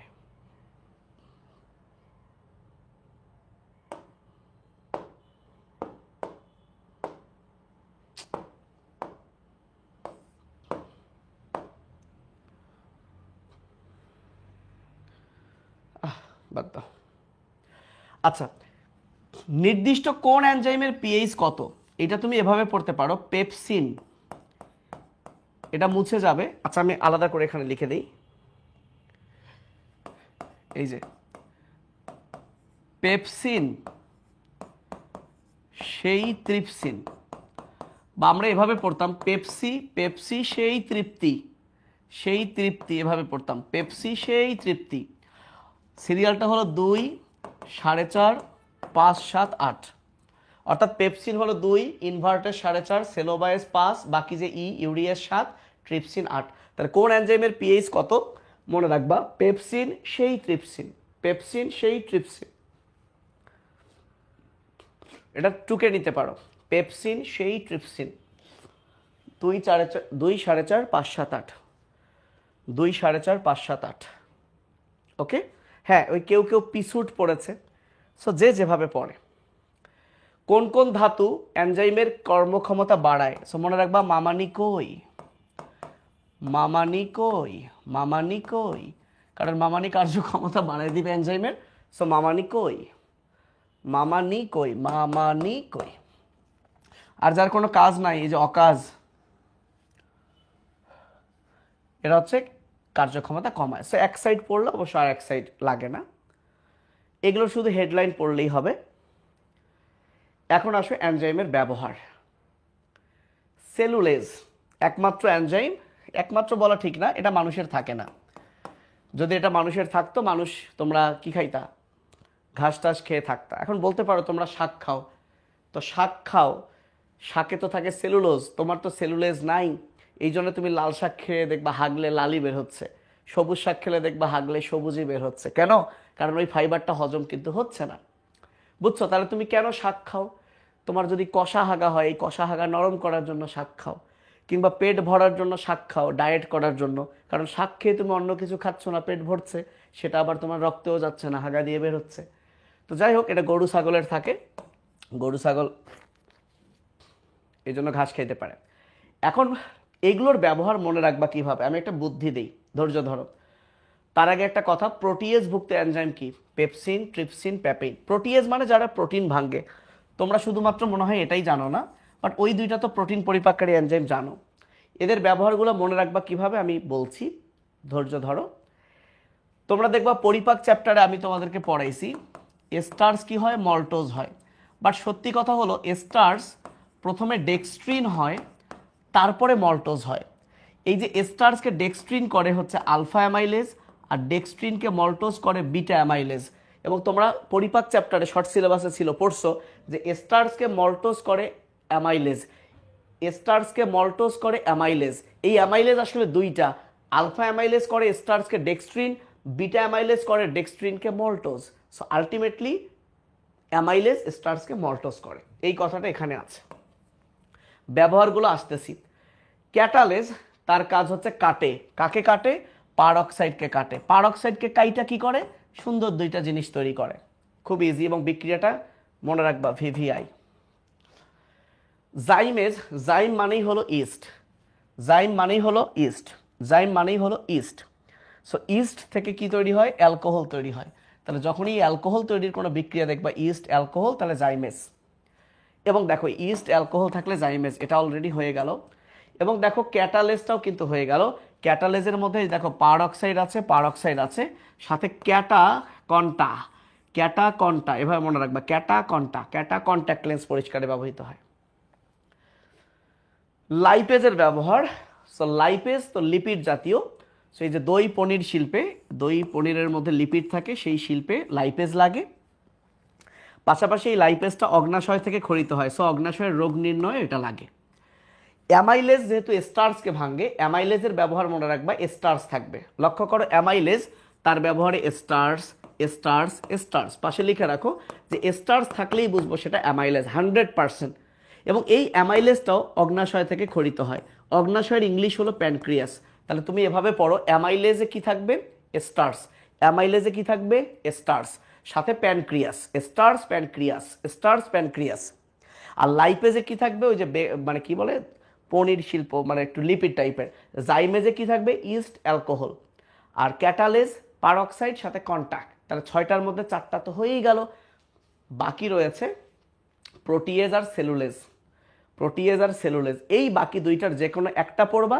সেলুলেজ তো ওই যে বস্ত্র শিল্প টাইপের, লন্ড্রি, লন্ড্রিতে ওই কাপড় ইয়ে করবে, যে কাপড় টাইপের, এগুলো সবই কি সেলুলেজ।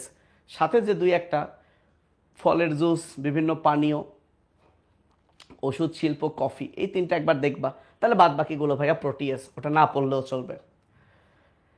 আলহামদুলিল্লাহ। আরেকটু আরেকটু আরেকটু আরেকটু আরেকটু। তাহলে যদি প্রশ্ন করে ফলের রস তৈরিতে কোন এনজাইম, বলো তো ফলের রস কখন তৈরি হয়? যখন ফল পাকে, তাহলে ফলের রস তৈরির এনজাইম হচ্ছে পেকটিন। পনির দেখো নামের মধ্যে আছে রেনিন বা দুধের পনির, দুধ থেকে তো রেনিন, দুধের কেসিনকে প্যারাকেসিন করে, পড়ছো পরিপাক চ্যাপ্টারে, রেনিন। হজম সংশোধন করে কে? মনে রাখবা, আমি পেঁপে খেয়ে হজম করি, আমি পেঁপে খেয়ে হজম করি, পেঁপে খেয়ে হজম করি। যদি বলে প্রাণ রাসায়নিক, তাহলে বলো প্রাণীর দেহের রাসায়নিক পদার্থ কি? ইউরিয়া আর ইউরিক অ্যাসিড। আমরা মুতলে বের হয় ইউরিয়া, ঘাসফড়িং মুতলে বের হয় ইউরিক অ্যাসিড। সো সেগুলোর উপর কাজ করে যে এনজাইম। এটা ভিভিআই, চোখের ছানির অস্ত্রোপচার, doctor Joseph Spina, crore crore % important. Trypsin, চোখের ছানির অপারেশন করে কোন এনজাইম? ট্রিপসিন। ডায়াবেটিস রোগীর জন্য তো ভাইয়া গ্লুকোজ টাইপের ব্যাপার স্যাপার থাকবেই। আইসক্রিম তৈরিতে কি? আইসক্রিম আর ক্যান্ডি এগুলো তো মিষ্টি, তো মিষ্টি মানে কি? ইনভার্টেজ। আবার এগুলোতে দুধ থাকে, ল্যাকটেজ, কারণ ল্যাকটোজ মানে কি? দুধ, দুধের শর্করা। মনে রাখবা, জমাট রক্ত গলাতে ইউরোপ যাইতে হবে, জমাট রক্ত গলাতে ইউরোপ যাইতে হবে, ইউরোবাইলেস। জমাট রক্ত গলাতে ইউরোপ যাইতে হবে। কাগজ শিল্পে এই যে কাগজ, অর্থাৎ উদ্ভিদের যে সেলুলোজ, লিগনিন, জাইলান, এই রকম টাইপের ব্যাপার থাকবে। বারবার পড়বা, রাবার কাটি, রাবার কাটি, রাবার কাটি, রাবার কাটি।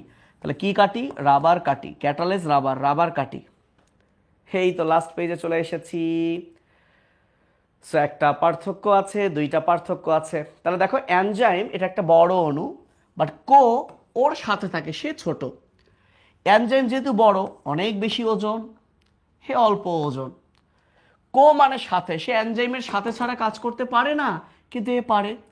এনজাইম যেহেতু প্রোটিন, উচ্চ তাপমাত্রায় নষ্ট হয়, কিন্তু এর ভালো দিক হলো সে উচ্চ তাপমাত্রায় নষ্ট হয় না, সহ্য করতে পারে। এবং আমি তোমাদেরকে একটু আগে পড়াইছি FMN, ভিটামিন B2 মনোফসফেট। তার মানে কোএনজাইমগুলো ভিটামিন হিসেবে কাজ করতে পারে, এনজাইম পারে না। আর এক্সাম্পল তো তুমি দেখছোই। এখন এনজাইম মানে উৎসেচক, এনজাইম মানে উৎসেচক।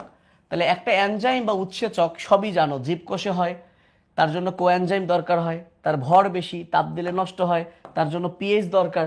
তাহলে যেটা অজৈব অনুঘটক, তার জন্য এগুলো দরকার নেই। আলহামদুলিল্লাহ।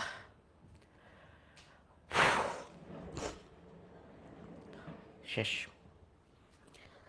পড়ো। হ্যাঁ, পরীক্ষা তো মনে হয় পুরো চ্যাপ্টার শেষ করেই হবে, রাইট?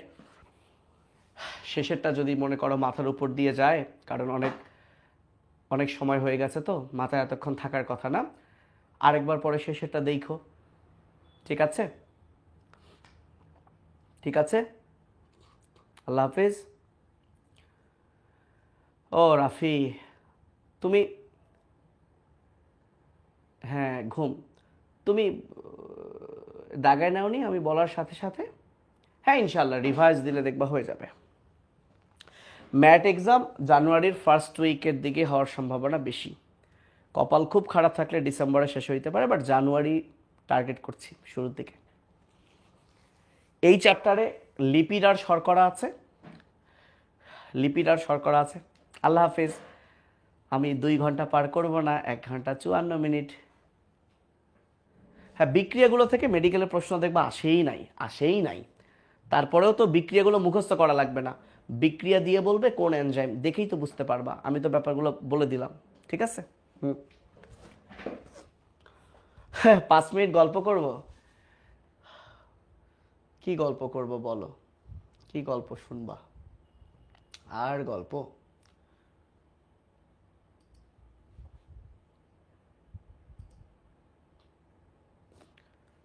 ঠিক আছে রে, আরেকদিন গল্প করব, অনেক রাত হয়ে গেছে, ঘুমাও। হ্যাঁ, না পাই খাইতে হবে, ঠিক বলছো। আল্লাহ হাফেজ, আসসালামু আলাইকুম।